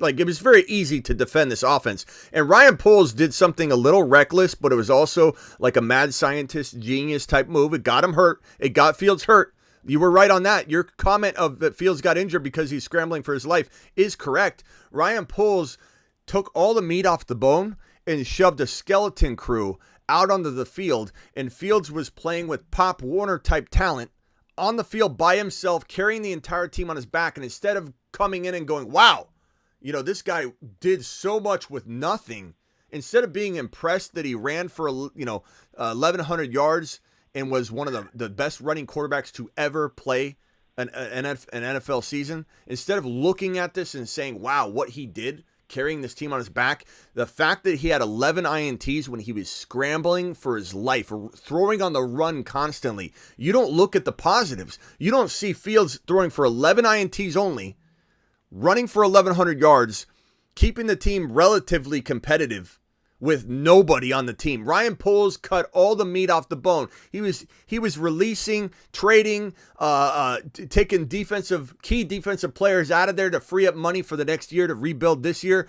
He put Fields in a vulnerable position, and Fields did get hurt. That was a bad move, but good move in one way, because if he escaped an ACL tear or something devastating, then he walks in with this team that's going to be completely built up in miles and light years ahead of what the team was before Ryan Poles started dismantling it. Ryan Poles is building from the trenches. Ryan Poles is putting a team together that is going to be an absolute rising machine that's only going to get better every single year. So from a dynasty perspective, let's say you do like Herbert and Fields and Lamar better. Like, I understand it, but from a dynasty perspective, the Bears will continue to build on top of this because Poles knows what he's doing. He does know what he's doing. He's building a very, very good squad. and it's only going to get better. Terry Roberts with a $2 hauler says, your best teacher, pal. Thank you, Terry. I appreciate you. Pablo dropping a $20 hauler. I'm sorry, Pablo, you still here? I got to address this. This has been sitting there for too long. Pablo, $20 hauler. Appreciate you. Let's go. Alert. Super chat alert.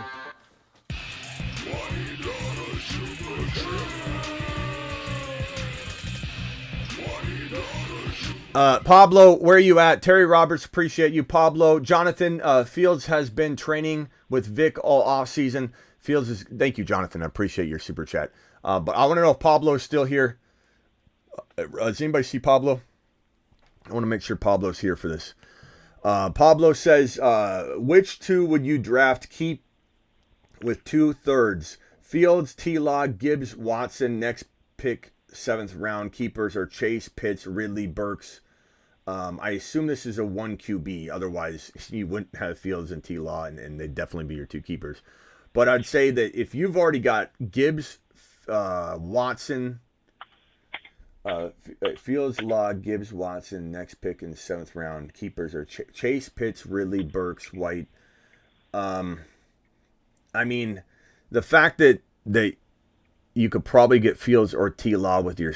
Oh, he doesn't have a pick till round 7. I'm still probably gonna get like an Aaron Rodgers and Gibbs versus going Fields or T-Law. Gibbs is in hindsight a top 15 overall pick when all is said and done. So you're getting him here would be fantastic to pair with Ridley and Chase, and I would definitely go Gibbs. I like Christian Watson a lot, but I like Gibbs more. Fields is a 5th rounder versus Gibbs, being a 3rd rounder, so there is a discrepancy there, right? And in Dynasty, it's almost equally, they move up together in almost like an equal spacing, or if anything, Gibbs goes up a little more. So no matter what it is, Keeper League, Dynasty, Redraft, Gibbs is getting drafted well before Fields, and maybe you still get him somehow. Maybe you make a trade and move up and get him. T-Law, Fields will be your target next pick, I think, assuming Christian Watson is gone. And worst case scenario, you get Aaron Rodgers. He's going to be in a keeper format. He might be cheaper because people are too much worrying about long-term value with every single pick they have. You need to rent a quarterback for a couple years sometimes. And Aaron Rodgers said he's playing 2 years potentially. That's great news. Pablo to the moon. Pablo's still here. Pablo's still here. Pablo's my guy. Pablo to the moon. Pablo, I'm giving you a second standing ovation. I'm giving you a second. I'm doing it again. Alert. Super chat alert. For being late to your super chat, I want you to feel special. So Pablo, I hope you feel special. All right, can we go over to another person? In Ada's on the phone, and then Dakota Dave. Ada, how are you feeling about this debate here? And I forget where you stand on Fields, but you can be honest. I won't get mad at you. I might debate it, but I want to know what your true feelings are on Justin Fields, and I forget. All right, so we'll get the what's it called, the biases out of the way. I am a Bears fan. However, that also meant I watched all 14 of those losses, all 60 minutes. So it's not like I turned off the TV at halftime. I wanted to see what the team was going to do with them. So at the same time, Steven, you got to understand that Matt Eberflus really didn't know how to use him for weeks 1 through 6. It wasn't until the New England game where he actually saw, like, oh, I should use Justin Fields' running ability and not get him killed. So in that aspect of understanding the game plan, weeks 1 through 5 are voided numbers-wise. They make no sense. All right. Yeah. Sorry, I'm driving. Be careful there. Then weeks, what was it? Weeks. Also, sorry, I don't have all the numbers on the top of my head. I'm in baseball season the past 3 months, but I think weeks 13 through 18, basically, it essentially became a practice squad wide receiver. It was garbage. It became a wide It was receiving, garbage. It was a Pop Warner. It was a Pop practice Warner squad. team. It was a Pop Warner team that he was playing with. I mean, there was a bunch of Bears fans that basically, were thinking at some point we were putting guys on the injured list to tank. There was no way that many wide receivers went down. And how many Bears fans? Because you're a Bears fan. How many Bears fans were you talking to that were like, "Let's sit Fields"? If we're gonna cut all the meat off the bone, can we take Fields off the field? I'm sure that was going through your mind too, because you were literally putting your best player, your franchise player, out there with no protection, and he was batting blind. He was carrying the team on his back. He got injured. That's why I say that Poles and the Flusmeister, they put him in a vulnerable position, and he certainly did get hurt, and I blame them partially for that. To maybe recklessly hope with reckless abandon that he's not going to get injured and tear an ACL or something. They did skate by on the skin of their teeth because he did get hurt, but it wasn't like where it's going to affect him this year. But I mean, it was reckless to do it. And I just think it's so crazy that people are trying to translate and extrapolate last year into this year. And they literally say he can't throw for 4,000 yards because it would be doubling what he did. Who cares what he did last year? People don't understand. Last year's irrelevant. Talking about last year and extrapolating to this year in this scenario is lazy. It's completely lazy. I completely disagree with I that. know you completely disagree because you're I lazy feel about like it. I'm being slandered now. You're being and slandered. it feels like that when I Steven. talk about the fact of the offensive line and the defense being weaker than what it was last year, it's like it falls on deaf ears. All this attributes to the offense as a whole. Nothing You wanna changed. hear It about got the worse. Why is it weaker, Steven? You want to hear about the offensive line stats wise? Like I'll give it to you numbers wise. Okay. So I want to hear it because I know that weeks 1 through 12. If you go back and look at it, I think it was only 2 weeks. It was 1 or 2 weeks, like back-to-back weeks in a sense. Where we had the same starting line. It was either injuries or someone going down. Lucas Patrick we signed to have as a center. He gets injured. I think was it week Talk about 2 or deaf 3. ears. All of a sudden, we are literally basically playing like find the center, and we're switching our entire line around. So you never had a stable line. So go back and look at the stats of a game where you had back-to-back, like the same starting line. That's another issue. Like I get what you're saying about the offensive line. It wasn't great. It had holes, but it was also because you're putting a guy in a different position almost every other week. Like you can't. They're doing 4 jobs at once essentially. Like you're sending the guy from left guard to right tackle. What was it, Jenkins?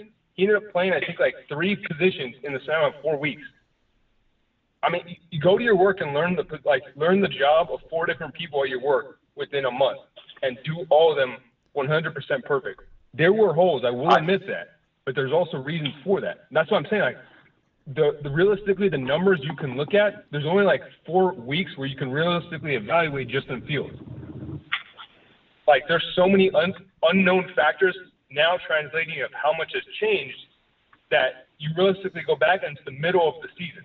The beginning of the season are going to be completely different offense. And I get what you're saying with, he can't pass and like he didn't throw a lot. They didn't throw. That's the thing. You actually look at how much they threw. They never gave him a chance. The defense played. They had safeties crashing, I think, week 4 because they knew he wasn't going to throw because the coaches weren't throwing him. They weren't letting him throw. Why? The wide receivers were getting single coverage. They're not even getting double coverage. They're crashing safeties down. They're crashing the box because they know Herbert or Montgomery at that time were just going to run it because that's what we could do. So it's a very fine line. I get what you're saying with the numbers. If you're going to look at numbers, I think it's weeks 7 through 13, where if you go and look at those numbers, realistically break those down, and those are probably going to be your most accurate. Anything other than that. Okay, yeah, we got it. We're getting a little long-winded there. Appreciate your take on it. No problem. Also, I would say that the Bears have a schedule that's very, very friendly to him having even better seasons. So let's start with that, okay? Let's start with the schedule, and let's say that Fields has got a big opportunity to do big things based on schedule alone. But look, slander, you saying you feel slandered now, I wouldn't say that we're slandering you, Steven. We're slandering your take, and I think it's a lazy take. I think it's a lazy take to sit here and say that Justin Fields, you can extrapolate the data from last year, translate it over, and start talking about how many yards he's going to throw.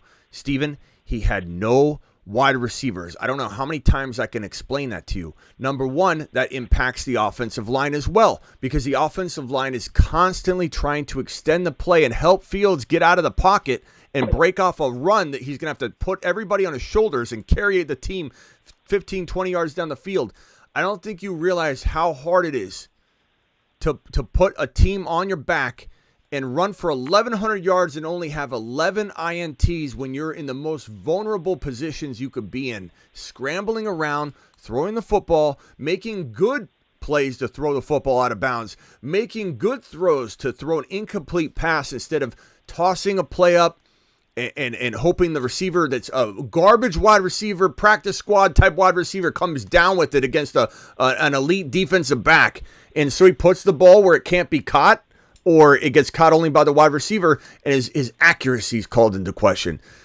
I get that you're going to play the wait-and-see approach, Steven, just like everybody did with Jalen Hurts when we said he was going to win leagues in the 6th round. Steven, did Jalen Hurts win people leagues in the 6th round? Answer the question.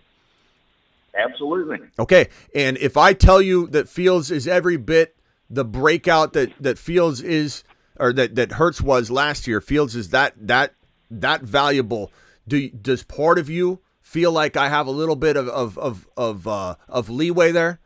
You know, like I don't understand why.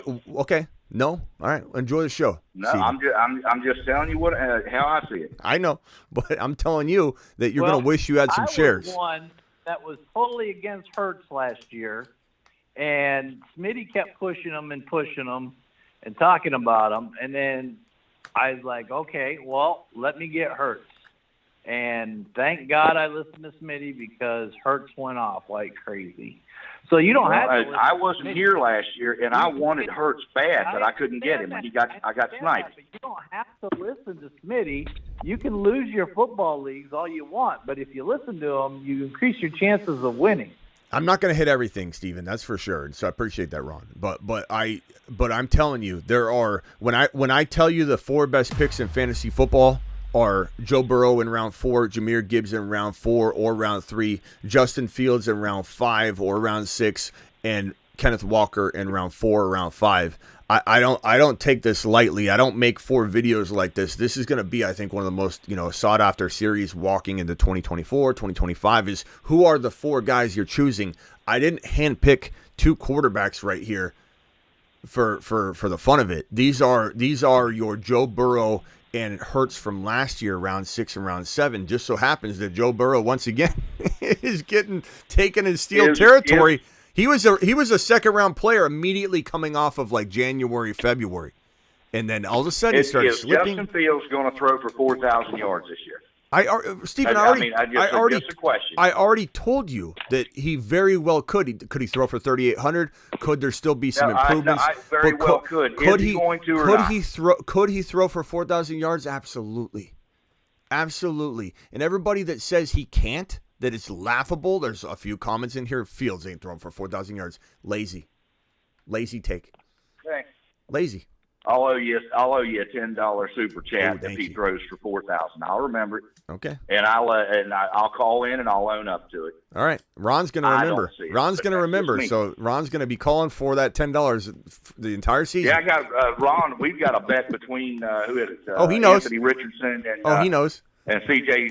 Stroud, I think. Ron just sat up in his lazy boy right now. He pulled the arm up, sat up, and goes, "Let me register this $10 that you're going to owe Smitty." And Ron's going to tell you he's going to come in every day until you drop that $10 holler. And he's going to say, "Where's Smitty's $10 super chat? Hey, Steven, where's Smitty's $10 super chat?" And you're either going to vanish into the ether, or you're going to come in and you're going to be like, "All right, Smitty, I should have taken." Well, when it doesn't happen, what do I get?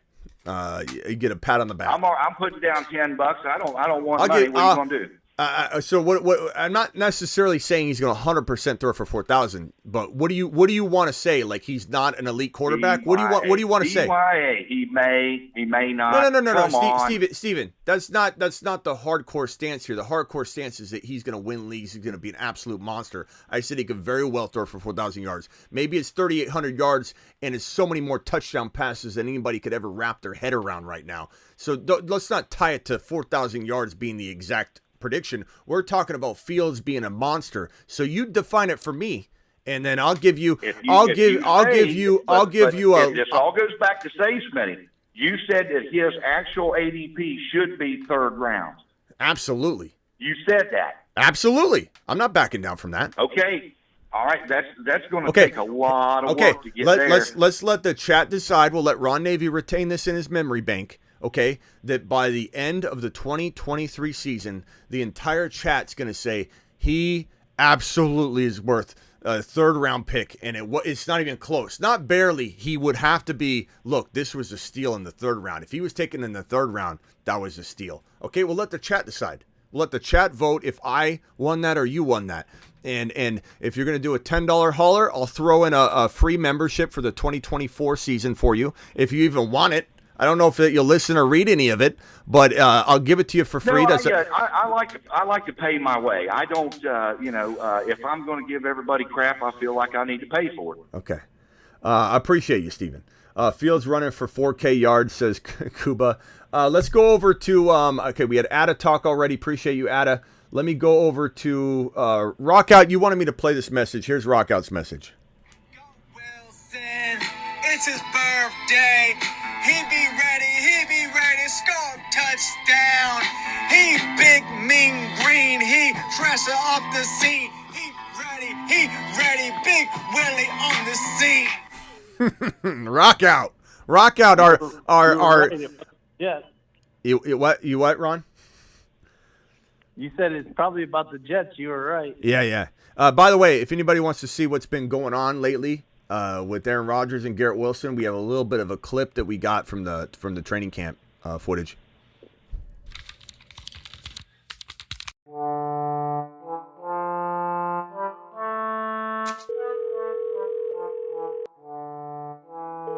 Come on, man.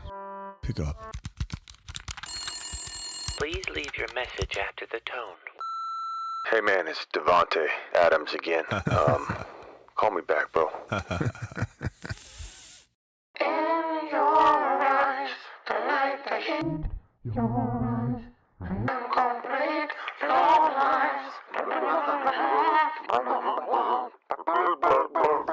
All right, Scuba Steve, anything you want to add to this conversation? That was one of the best ones ever.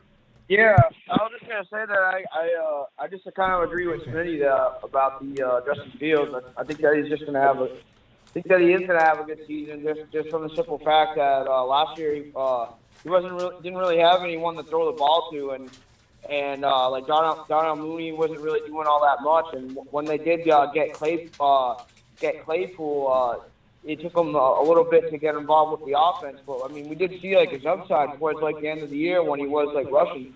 And now I think with like DJ Moore, I think that's definitely gonna like help him out because especially like a guy like DJ Moore, where I feel like Justin Fields, I mean like he's definitely I think better than like some of the other guys that he had in Carolina.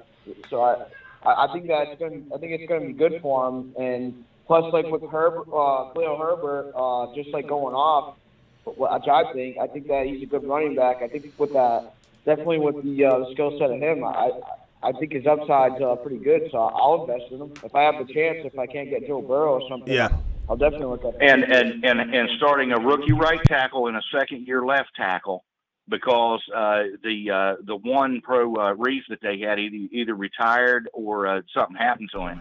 That doesn't give you any reservations as to the overall potency of this offense. Steven, should I just dial back all my Fields content now so that it doesn't look, obvious, or should I just rip off the Band-Aid and just take down all the Fields content? Because you just convinced me. Well, no. I mean, look, we're having a conversation about how... Steven, are you anti-rookie? Are you anti-rookie like he's anti-running quarterback? Are you anti-rookie? What's wrong? At certain positions, yes. Tight end, right and left tackle, yeah, especially left tackle, absolutely. Smash it. You see rookies every year come in and smash it. Doesn't matter. They don't have to be a skill position to smash it. If you draft the right rookies on the offensive line, defensive line, or anything, there's a reason why your All-Pro left tackle is paid, probably second most on the team as compared to the quarterback. Good All-Pro left tackles are hard to find. Centers, Right tackles are a little easier. You know what I mean? But still, yeah, I like the kid from Georgia. Let me see what's his name? Steven, one thing you got to consider though is your mentality for this, and I'm not saying that you're a bad person or anything bad. I'm not slandering your take or anything. I'm just saying you're a very, very what have you done for me lately person. I've noticed, and that's okay. That's a conservative Caleb. We call you conservative Calebs, and that's okay. Conservative Calebs are important too. You help keep players' ADPs at bay like Fields until they're proven. But, you would definitely have been one that said that the KC offensive line wouldn't have been revamped. I can see it right now. You're definitely one of those people that I believe were anti-Hurts, even though you say you were for Hurts. I don't believe it because this is very much Jalen Hurts all over again. And you could have said the same thing about the Eagles defense. Everyone's always doubting, even still. People are like, Eagles defense is soft. At the end of the day, they give up this, they give up that. Hurts was inaccurate. Brown and Dallas Goedert versus DJ Moore, Donnell Moody, and Equinemius Hank Brown, and Cole Kmet, whatever. I mean, this is Cole Kmet. This isn't. Kmart? What did you just say? Cole Kmet? Number one ranked offensive line in the league. You can't. This has no business talking about the Bears and the Eagles. Yeah. Hey. Don't tell me what business I have comparing Jalen Hurts and Fields because I had to go to bat for Fields all offseason long because of takes like yours, and now everybody's all of a sudden wasn't anywhere to be found. I was on the train, Smitty. I don't see you. Show me the receipt of you being on the Jalen Hurts train. Because I don't buy this for a second because this smells exactly like the same thing. And this whole notion that this whole notion like 7 or 8 months ago. This whole notion. But I did all my stuff before. This is going to be the first year we're coming in. This whole notion that the Chicago Bears are just going to be garbage on the offensive line and the improved passing attack and the healthy, having a healthy situation to start off with across the board isn't going to help them be, I'd say, middle of the league. I wouldn't even say they're going to be a bottom 5 offensive line like you probably think. I would say in the worst case scenario, they're still inside the teens. I bet you they're 15 to 19 in terms of offensive line production when you can measure it at the end of the season. Okay? This is not something you can just say, oh, last year they were this. Steven, last year they were bad because they didn't have any wide receivers. The entire offensive line was being tested, worn out, and you just can't correlate that from season to season. Guys, I gotta go, but I just want to say one final thing. Steven, I'm not trying to slander you or anything. All I'm asking is that you reevaluate how you're looking at your data. That's all I'm asking. I'm not saying the data's bad. I'm just saying maybe reevaluate what points you're pulling. That's all I'm asking. All right.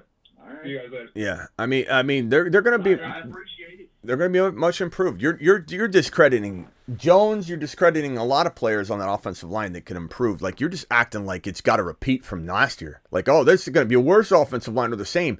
They're going to be so much more productive with a passing attack that's stretching the field. It's not even measurable. What's going to happen, and probably what will happen is they'll bring in another left tackle. But even if they do, they'll probably do that. And even if they do, Steven, you're going to come back around. You're going to come back around and then blame it on that. Top 20 offensive line in the league. They're going to be inside the top 19. They're going to be inside the top 19. I think PFF graded them about 20. I think they're going to be inside the top 19 overall offensive lines production-wise, measurable by the end of the year. And to be honest with you, I think they could be a lot higher than that. I think they could easily be middle of the pack. And that's improvement. And Justin Fields doesn't have to go out and throw for the exact same, touchdown totals, rushing yards, passing yards as Hurts. He can do it in a different way. The menu is going to be a little different. Maybe he runs for 12 rushing touchdowns and still has 1,100 yards because he's running more efficiently. Like, just because they're going to throw more doesn't mean they can't run the ball the same amount. He's going to break off 20 and 30-yard untouched runs where he runs right out of bounds because the defense is spread out and he's got a big gap between the line of scrimmage and defensive backs that are coming up and trying to tackle him and run him out of bounds. It's going to be a different type of running. So I appreciate your take. And let's move on. Yeah, go. Who's saying Smitty? Is that Rock Down? You got 6 minutes till cat time. Guess what? Miss Smitty's here, but I do have to get off because we've been live. I appreciate that. I need to set a timer for it anyways. Everyone keeps telling me to set a timer. I have a timer, but I turn it off because, I do need to set a timer. Ziggy, set a daily timer for 6:30 p.m. There we go. It's done. That's done. Let's go circle around the phone lines. Steven, final thoughts.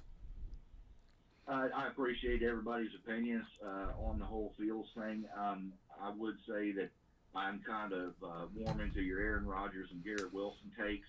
No, that's good. I have to think about that a little bit more, but appreciate everybody. Cancer sucks. Keep fighting. We'll holler at you later. All right, later, Steven. Hey, Steven, we still appreciate you. We might get heated in here. He hung up, but Steven, if you're listening, I don't want Steven to feel like you. What, Ron? He doesn't have to like. I mean, if he doesn't like Fields, I mean, we can't force him. Like, oh yeah. It's like me trying to get you to like Cousins. Yeah, but when someone does call up and say why I'm wrong, then they're gonna get a different answer than hey, I kind of like. I know. Yeah. So, I mean, we've had those conversations. And the thing that, and I'm not saying I don't go at somebody and say you're wrong, but if you kind of notice, I don't really go at somebody and say they're absolutely wrong unless it's like something very tangible, like there's a lot of tangible evidence. Like someone says that Jacobs is going to be the number one running back in the league, I might go at him pretty hardcore. But you'll notice that if somebody calls in and says, I think Herbert's going to be the third ranked quarterback, I don't go call in.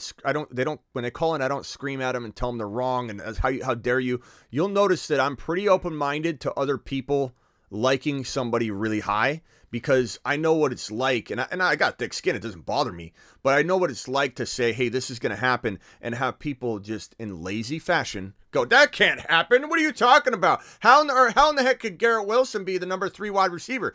Whereas if somebody came to me and said, hey, Smitty, I truly believe that A.J. Brown's going to be the number 3 wide receiver, I'm probably going to say something along the lines of, yeah, that's going to be tough, knee concerns, but like I understand it. I don't agree with it, but I understand it. I rarely go at somebody's bold take the way that people come at me on my bold take. I'm usually No, I know, but I'm just saying that like just like you are. Right, but what I'm trying to describe though.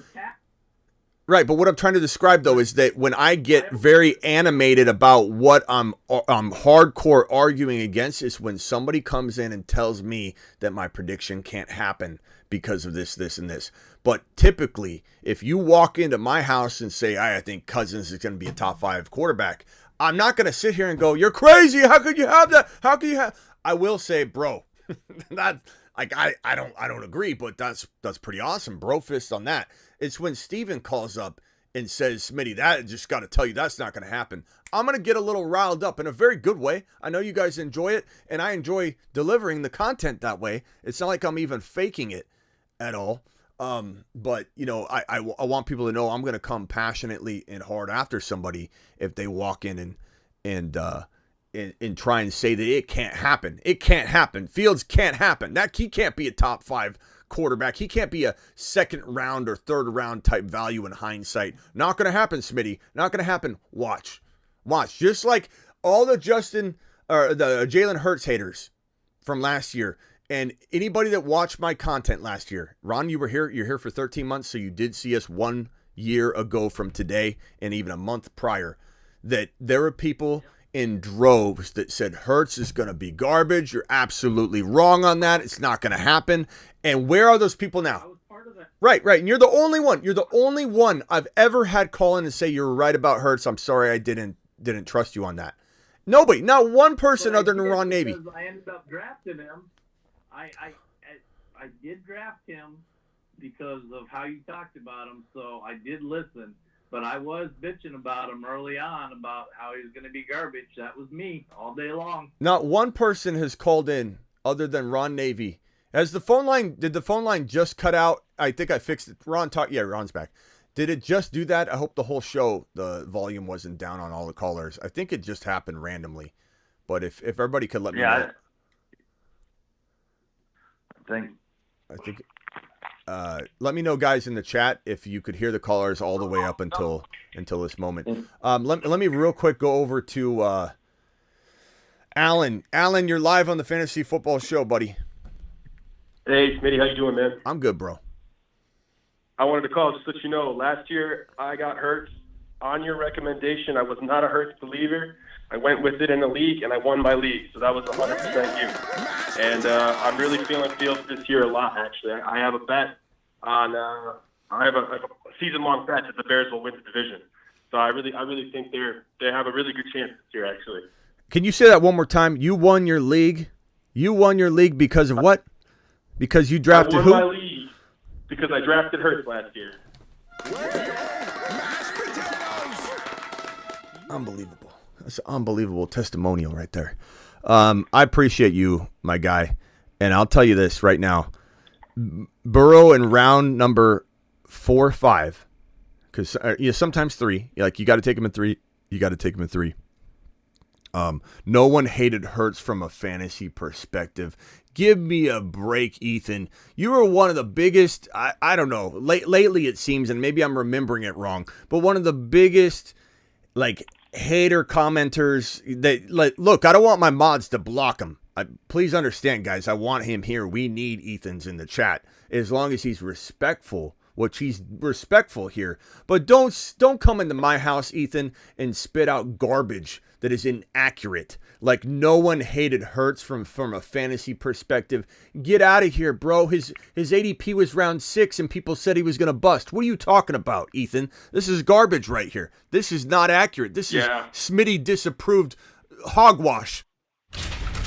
I took him in the end of the 4th last year, and I was made fun of in my league. Made fun of you for taking him so early. This guy couldn't show his face. He wore a bag on his head when he left the house. And when he left the draft, he was laughed at. They pointed at him. They after as he walked away, they whispered, "This guy took Jalen Hurts." You got to be out of your mind, Ethan. What's Ethan saying? Hey, Ethan said in an earlier way up, he said that Scared Scott's his dad. I wouldn't be surprised. Did anybody confirm that the callers could be heard the majority of the show? Can somebody confirm that? I don't know if that went out, but Ethan Budd, a lot of people across many fantasy platforms were Hurts haters. It was big time. It was huge Hurts doubt. Huge Hurts doubt. Hurts and Josh Allen were the most doubted QBs I've ever promoted or had, in my rankings and bold predictions. Fields is par for the course. But I'm telling you right now, I couldn't feel more confident, not about only the Marsmen this year. The Moon Man I love a lot, but the Marsmen I feel very, very confident in. And then these 4 picks right here I feel really, really, really good about, especially at the cost of entry, because that's what the best pick in 2023 series is all about. It's not about, why is not, people say, why is Jamar Chase not on here? Because you're taking him at 1 or 2 overall. This is about value. 4th rounder, 3rd, 4th rounder, 5th or 6th rounder, 4th rounder, sometimes 5th rounder. These are all players. None of these guys are taken in round 1, 2, and a lot of times not even in round 3. So there's some value to that. I don't know that every year I'll be calculating it from that point on. It could be a 2nd rounder that could slip in there next year. If I had to pick somebody in a high territory, Bijan. I'd still say Bijan is one of the best picks in fantasy football 2023 because you can only low for a couple minutes. Okay, good, Travis. Thank you. You could win a league getting Bijan at number 5 overall. That is not like, you're taking him at a ceiling, even number 3 overall, 2 overall, because when you drafted LaDainian Tomlinson back in the day, or Marshall Faulk, or Priest Holmes, or Arian Foster, or whoever, Randy Moss back in his heyday, when you got the number 1 overall pick, you were not saying to yourself, I'm drafting a guy at his ceiling. You're drafting a guy that won you a league. He was playing so far above the 1.1 value, it was unfair. It was unfair. When you got the 1.1 with Marshall Faulk and LaDainian Tomlinson playing the way they were back in the day, or Priest Holmes, you literally were drafting a player that was going to play like a whole 12 picks above the 1.1. Like, Priest Holmes was like drafting 2 first-rounders. Having Priest Holmes was like having 2 top 5 overall picks. And Bijan's the same thing to me. So... someone said the volume went down when Steven was talking. I don't know what in the hell Steven did to my audio, but I think my audio was, he was screeching, and then it just turned the audio off. I don't know, Steven. Are we thinking anything about the undisclosed J.K. Dobbins injury? Holding in, if you will. Well, it's undisclosed injury, they're saying. I don't know. Hurt feelings. They what it is. Temper Probably. tantrum. Temper tantrum. Look, J.K. Dobbins is a big concern at this point because he's unhappy with his contract. He was holding out. Now is he holding in? Is he, what's he doing? Is he going to be susceptible to injury because he's not around? And players that hold out are more susceptible to injury. Remember what I said about Barkley? There's a very high likelihood that he was not holding out. I'd say 5% chance that, remember, I said 5% chance that he probably hold out. And then, yeah. Oh, yeah, hold on 1 second. 5% chance that he would hold out. And then, and if he did hold out for a long period of time but did come back, like let's say he came back a couple weeks before week 1, I would be out. I would be out because he would be at a high risk of injury. He'd be at a very high risk of injury, and people would be returning to the old value of 2.1, 2.2, 1.12, maybe end of the first round, and I wouldn't be back in because the injury risk was high. But should he let the dust settle, which was what my initial digestion of the situation was, if the dust settled and he had a couple days to just get upset, that even his text group might say, hey, go get the bag and let's figure out, go get the bag and try it again, and I think it'll work. In 10 minutes. Okay. If the dust settles and the text group was like, hey, go ahead and get that bag and we can still fight this fight, that is going to be all okay. So we stole Barkley away at 3.1 for a week, right? We got Barkley in the third round for about a week. I got him in a couple drafts. They're absolutely phenomenal teams. I don't know if I have this roster available to drag onto my screen here or not. I think I sent it to myself. But I have a team here that there's no way I could redraft this team right now. This one right here. This is one of my favorite teams that I have in all of the Pomeranian draft series tournaments on Underdog Fantasy. Promo code Smitty, Underdog Fantasy, promo code Smitty. We're drafting tomorrow night. Please hit the link. I'm going to drop it in the live chat right now. There's the link right there. Use code Smitty, or the link inserts code Smitty for you, and we'll be drafting tomorrow night. But I got Barkley at the late second, like the 2-3 turn. I took Gibbs. Don't mind you. Cover your eyes. Mind your own business. I took Gibbs in the top of round 3. Okay? I'm not trying to influence anything. Just look away. I took Jamar Chase at number 2. I took Barkley at the end of 2, so almost the third round. I took Gibbs. I took Walker, and I took Fields. You can no longer draft this team. This is done. This is over. This is one of my favorite teams I'm building right now. I think I'm on the clock in this draft right now. Hopefully I don't time out and ruin it. But this is a team you can no longer build. And so I forget where we were going on this. JK. JK and Jacobs are a high likelihood of being unavailable, whether it's JK Dobbins with the temper tantrum, list or whatever he's on.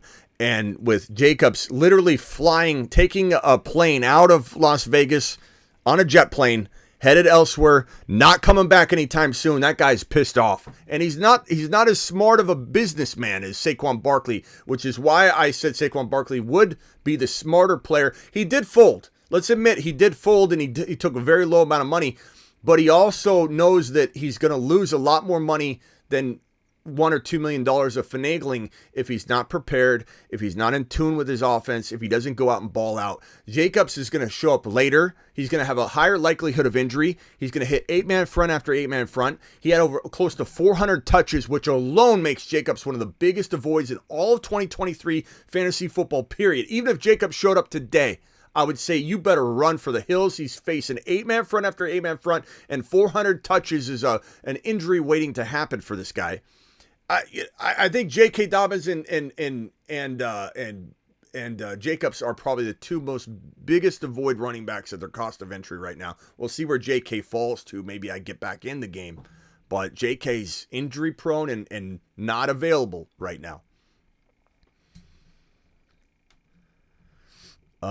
Alan, appreciate you. I don't know if that was Alan's question. Joe, you're live on the show. Question. Joe and then Steve-O. Hey, Joe, go ahead. Hey, what's going on, Smitty? What's up? So I just wanted to give a different side to it. So I was in 3 leagues last year, and I had Jalen Hurts in one of the leagues, and I got second because he got hurt right around the time.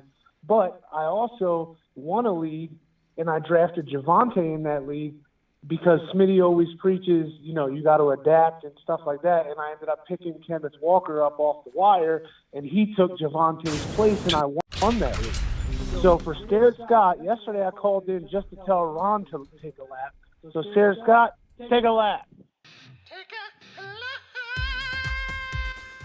Good take, and we all adjust and adapt. And quite honestly, last year, like if you look at my rankings, especially when I'm measured across the industry and all that, last year wasn't the greatest year for me. Just being honest, I was top over the last handful of years. So last 3 years average, I was the number 1 in the fantasy industry over the last 3 years average before last season. So 2022, 2021, and 2020, I was number 1 in the entire fantasy industry in quarterback rankings according to Fantasy Pros. In 2019, 2018, I was number 1 in the fantasy industry in tight end rankings. I'm just being honest. Last year, probably a pretty shitty year for me because I had Breece Hall, number 1 or number 2 running back. I had Javonte, number 5 running back. I had some major injuries that hit. And that's going to be part of the type of content you get from me, where we're going to strike out on a couple things if we're riding a certain player in a lot of drafts and putting a lot of eggs in one basket, like I'm doing with Bijan, like I'm doing with Gibbs, like I'm doing with Fields, like I'm doing with Burrow again.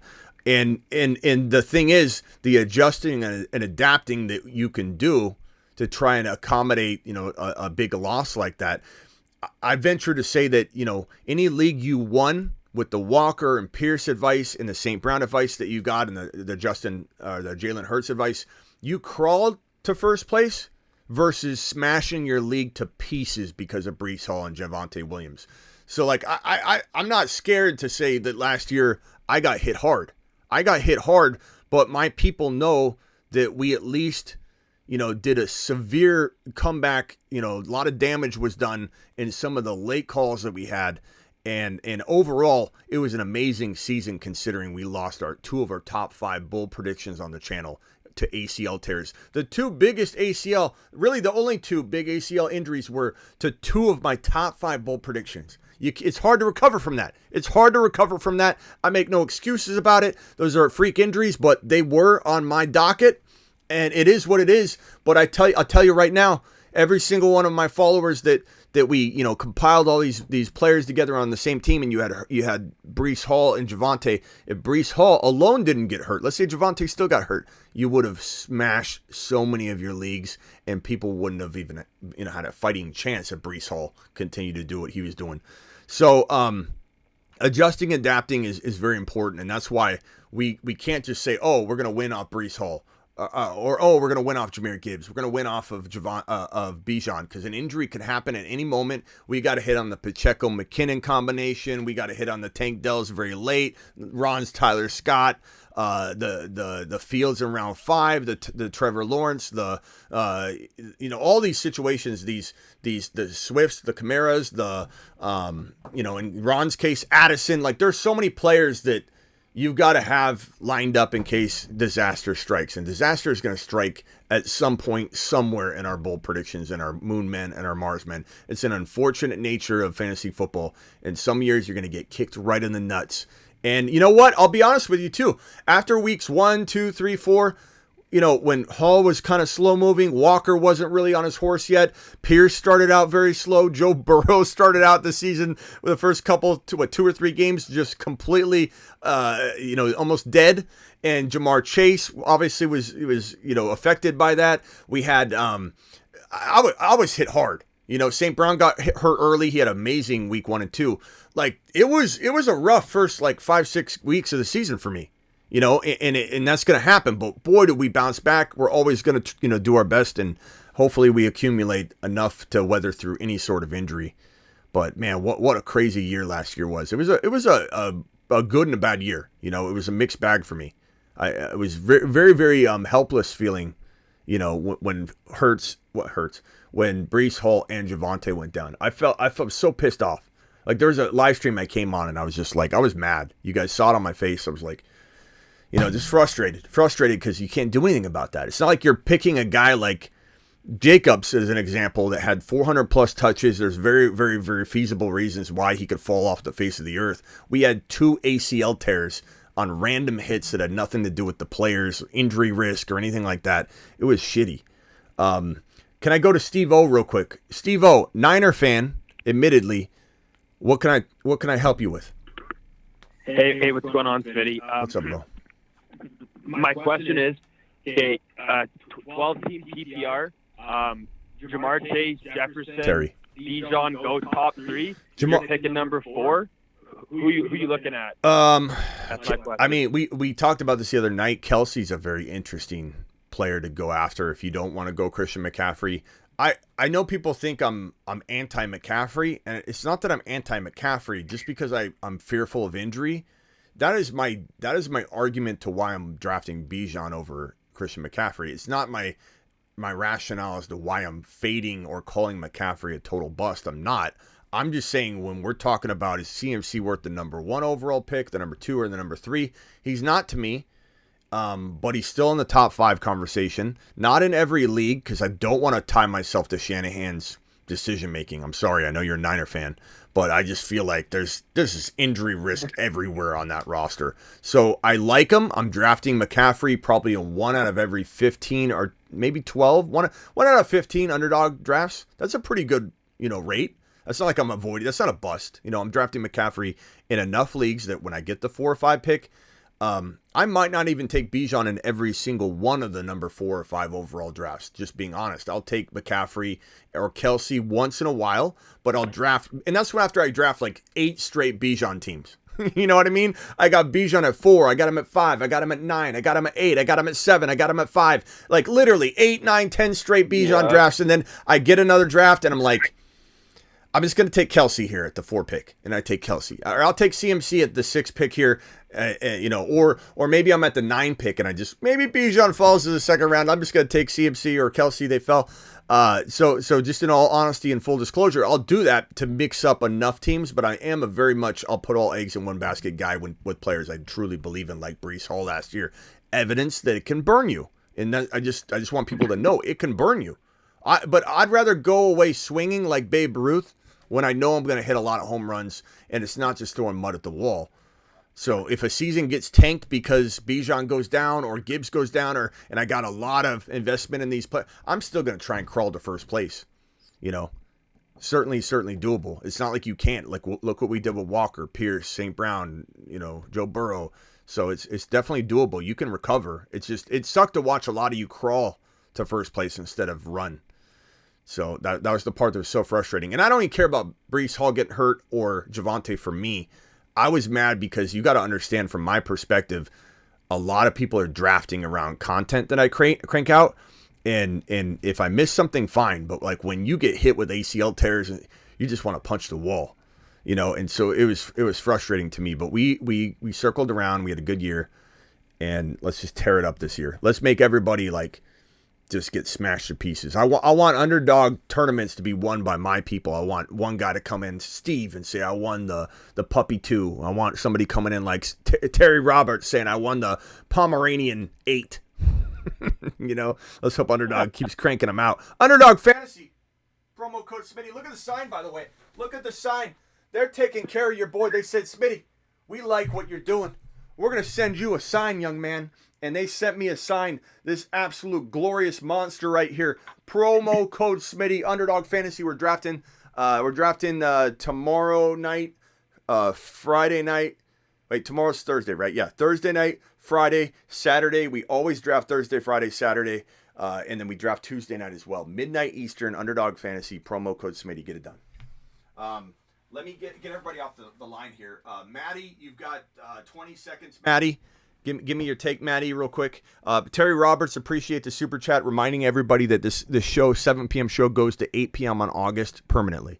So at 8 p.m. Eastern, the show's moving to 8 p.m. Eastern. That's 5 p.m. Pacific time. And based on daylight savings in October, that could shift for you. But it just remember, it's always 8 p.m. Eastern moving forward. It's not going to change. Which is kind of prime time in a way, and it's in the middle. 5 p.m. Pacific, which turns to 6 p.m. For like Mountain Standard later, I believe. But 6 p.m., 8 p.m., 5 p.m., 8 p.m. It's going to be 8 p.m. Eastern, and I think it's a great time. I didn't want to make the move at first because we cemented it in, but we're live for like 2-3. Like right now, we've been live for almost 3 hours. So like, what's the real difference if somebody like, let's say, is like, it kind of worked better for me. I'm here for sometimes 3 straight hours during the season.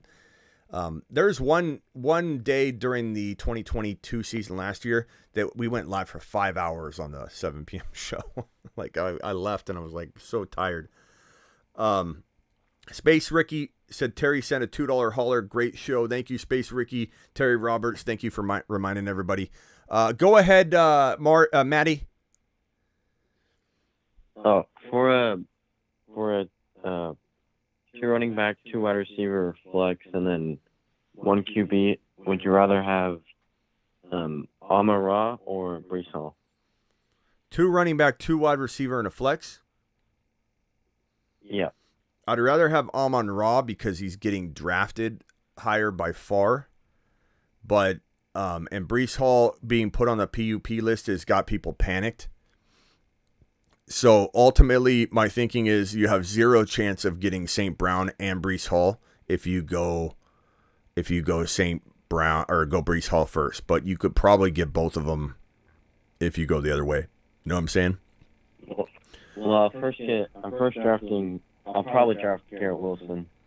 I think I'll get him, and then so I'm in the 15 slot of a 16-man league. Yeah. And then usually like the people I'm drafting with, they're just like they're like anti, like Garrett Wilson, whatever. So I think I'll get Garrett Wilson and then Amon-Ra. I was wondering Amon-Ra and Breece Hall. But what I'm saying is the likelihood of you getting Breece Hall in the 3rd round is a lot easier than the other way around. So maybe you don't get Breece Hall, but maybe you get Gibbs. So like if you got St. Brown and Garrett Wilson with your first 2 picks, Kenneth Walker and Jahmyr Gibbs in round 3 and 4. I mean, how would you feel about Garrett Wilson, St. Brown, Gibbs, and Kenneth Walker and Justin Fields? You walk into the bank? Wait, you're saying for my 3 and 4 picks, Kenneth Walker? I'm saying this. Let me write it out for you. So you're going to get Garrett Wilson in round 1. You said, right? Yeah. Okay, so you got G. Willie here. You got St. Brown here in round 2. You get Gibbs in round 3. You get Walker in round 4. You get Fields in round 5, and you walk to the bank.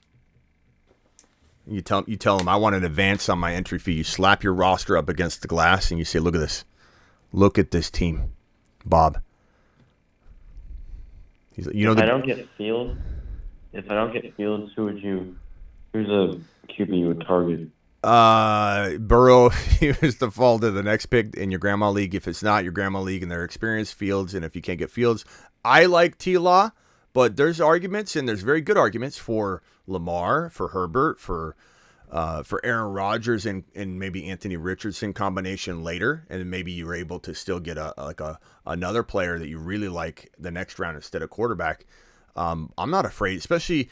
I mean, you don't get extra points for the stack and redraft, but Aaron Rodgers and Garrett Wilson will be fun. So, having Burrow, Fields, T-Law in separate rounds, you're talking about like 4, 5, 6, that you have 3 opportunities that you probably land one of those. I call those like the parachutes. Like Burrow's a parachute, the plane's going down, he's sitting there. If someone grabs that parachute, Fields is there in round 5. Someone grabs that parachute, like T-Law's there. I find it very rare I don't have one of those 3 guys. But that's my preference. If you like Lamar, go Lamar. No, I don't like Lamar. But you should be fine. But do you like this team? I mean, would you feel really comfortable? I would feel very comfortable with this team. Wait, it was Garrett Wilson, Amon-Ra, Kenneth Walker, and Justin Fields. Yeah, I don't know if you can see the screen. It's at about 2 hours and 40 minutes in. If you want to go back and rewatch it, but on the screen, Garrett Wilson, St. Brown, Gibbs, Walker, Fields, and then you go and then you go straight to the bank. Okay. All right, bro. All right. I appreciate you. Later, Matty. All right. Thanks, Matty. Yep. Later. Let's go over to Scuba Steve. 10 seconds, Scuba. I got to get out of here, so make it as quick as you can, pal. All right. Hey, this isn't a fantasy football take. This is just like a real life football take. Mm-hmm. Jimmy Graham, he ended up signing with the Saints. Are you interested in that? Not as a fantasy guy, but just as like watching like real football. Like, are you excited to see that guy back there? I just want to get your thoughts on that. I mean, am I excited to see him back there? Yeah, but I mean, I'm embarrassed. I don't even know what his last stat line ever was. Jimmy Graham. Let me pull it up because I don't even know. Like, it's what was it? It was 6-1. His 2021 stats. So it was 2021. I know he was on the Bears. 167 and 3 on 14 receptions.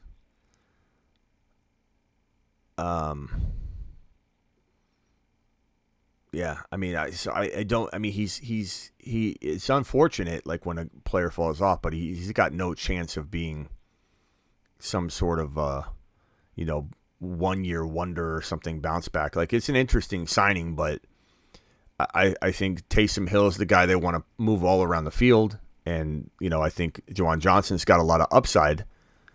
But it'll be interesting. I mean, I don't really know how they're going to use him, or like, what if they do plug him in? I don't know. I don't really know.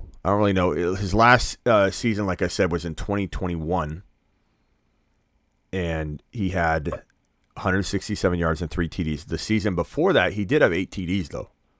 He had 456 and 8. It's just, he was such a monster for such a long period of time. I don't know. He was, and I'm just gonna say too is that he was, and like when nobody expected him like to do good, like when he was on the Seahawks, he did have like that one good year. But I'm with you. Yeah, I think it's just interesting, just as like a fan of like the football, just to see that guy back in a Saints uniform. I mean, like everybody would probably get excited, like if he catches like his first touchdown there in like so long. But I don't really think he has like any like fantasy value. But I just wanted to bring it up, just like step away from like fantasy for a little bit. Yeah. So I had like the last like seconds, so just wanted to bring him up. All right, man. Appreciate you. Call in tomorrow, pal. All right, man. You have a good one, man. Later, Scuba. All right, Ron Navy, final thoughts. Nope, get out of here. All right, we'll see you later, Ron. Appreciate you. Congratulations on the good news today. I know it's just one step, but very, very excited to hear that. Everybody in here, drop a prayer emoji for Steven, Miss Steele, for Steven's mother, for Miss Deckard, and Miss Navy. Drop a prayer emoji for all three of them, and anybody else that might have somebody going through something. My boy C-Mac and his situation. Everybody drop a prayer emoji there for anybody that's struggling with that. We got a $2 hauler from Harrison. Harrison, I don't know if you were asking any sort of question. Let me search for your name real quick and see if you did ask a question. I don't see it, but I see a $2 hauler, and I really appreciate that. Ron, I'll see you tonight if there's breaking news. If not, I'll see you tomorrow.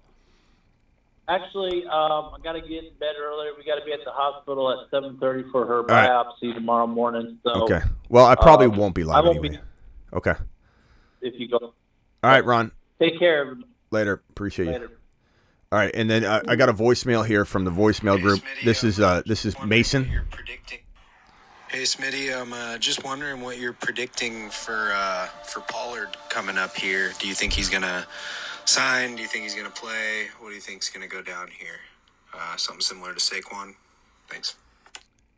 If anybody wants to leave me a voicemail like Mason just did, you hit that subscribe button on my Instagram, The Fantasy Football Show on Instagram. You hit the subscribe button for $4.99. The half a cup of coffee. You can be in a voicemail group and leave me daily voicemails like Mason. And I'm going to hold down the button. You can see me recording right now, so Mason doesn't have to hunt through the live stream. You can also watch it. And Mason, if you want to watch it, it's 2 hours and 48 minutes in when I start answering your question. But Tony Pollard season's in full effect, my guy. Everyone calls him a guy that can't handle the workload. He's a big boy. 6 foot. He's what, 210, 212, 214. kind of fluctuates in there, 215, 210 to 215. He's a big boy. He's bigger than Bijan Robinson. He's bigger than Bijan Robinson. Tony Pollard is going to be fine. He's going to handle the workload just fine. And Tony Pollard is going to, in my opinion, quietly drop. I don't want to say quietly. He's going to drop, I believe, top 5 to 10 running back numbers, but I'm hopeful for top 5, to be honest with you. And the thing about Tony Pollard's situation is they're going to go run heavy. They're going to go run heavier than they have in the past. They want to run the damn ball, said McCarthy. And maybe things don't work out well and they have to backtrack on that. Maybe not. But Tony Pollard's elusive. He's electric. He could run for 1,200 yards easy with 8 to 10 rushing touchdowns. He could pull in 50 to 55 plus receptions for 400 plus yards and another 2 or 3 touchdowns, making him a 11 to 12 to 13 touchdown guy. That's a top 5 running back season right there. So Tony Pollard, just make sure you get him at the end of round 2 if possible. He's been falling to like the top of 3 lately. And people are, worried about his recovery and all different things. So if you can get him as your 3rd drafted player, that's the difference between hitting a grand slam and then in round 2 hitting a home run. So understand the value difference in that, he's a good guy. He's a great guy in 3. Thank you, Mason, for dropping that message, and I'm going to put that in here so that you know that I answered your question. I'll see you all later. Appreciate every single one of you dropping the super chats. Thank you all for everything you do. Let me just go ahead and punch this. Hold on one second. Miss Smitty's got to scan the cat.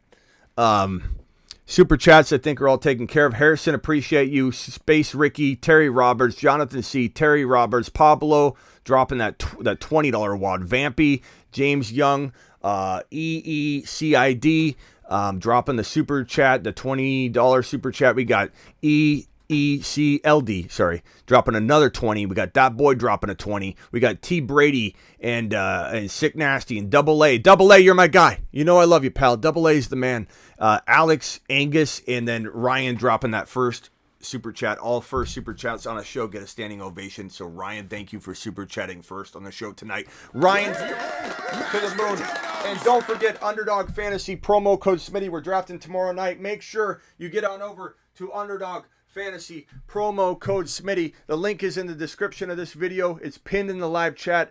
And you go to Underdog Fantasy using that link that inserts promo code for you, Smitty. And we're drafting tomorrow night. So if you want to draft with me, make sure you sign up now so you're not scrambling trying to download the app. You get up to $100 bonus match. You deposit 50, they'll give you 50. You deposit 40, they'll give you 40. You deposit the minimum 10, they'll give you 10. But it's a $10 minimum. That's it. You can make draft night every night. You can sit in bed and look over at the missus as she's snoring like this, and you can go, and she can't even hear you. You can whisper in her ear and go, I'm drafting right now. I'm joining another league right now. And you can draft while she's sleeping. Join another league anytime you want. Draft night is yours. Take control of your destiny. Underdog Fantasy. Link pinned in the live chat. Link in the description for anybody that's watching a replay. Now on that note, I'm going to leave you with the topic of the day. The boys. The boys. Aaron Rodgers and the boys. Garrett Wilson and the boys. Sauce Gardner and the boys. Let's go. New York Jets season.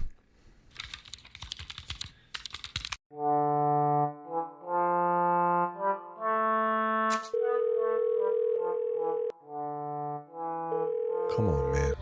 Pick up. Please leave your message after the tone. Hey, man, it's Devontae Adams again. Call me back, bro.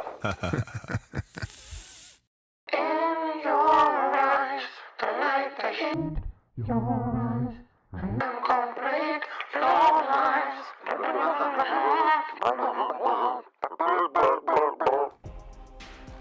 Don't forget, August 1st, the show moves to 8 p.m. Eastern instead of 7 p.m. Eastern, and that will remain so the entirety, hopefully, of the show. Never move again. 8 p.m. Eastern, Monday through Friday, permanently. That's an hour difference, but we go live for 2, 3, 4 hours sometimes. And don't forget, I'm going live. I'm going live on opening Sunday on a special live stream where you guys are going to try and keep me live streaming as long as you possibly can. Well, it's 18 hours, 24 hours, but I'll be streaming during the games Sunday morning, week 1. in Sunday afternoon and Sunday evening on through to the waiver wire show at midnight Eastern, and we'll do it all live for as long as you can keep me live. The Fantasy Football Show live stream, 24-hour potentially live stream, kicking off opening week on Sunday. Morning games, an hour before the morning games, we go live, doing it live. Appreciate you all.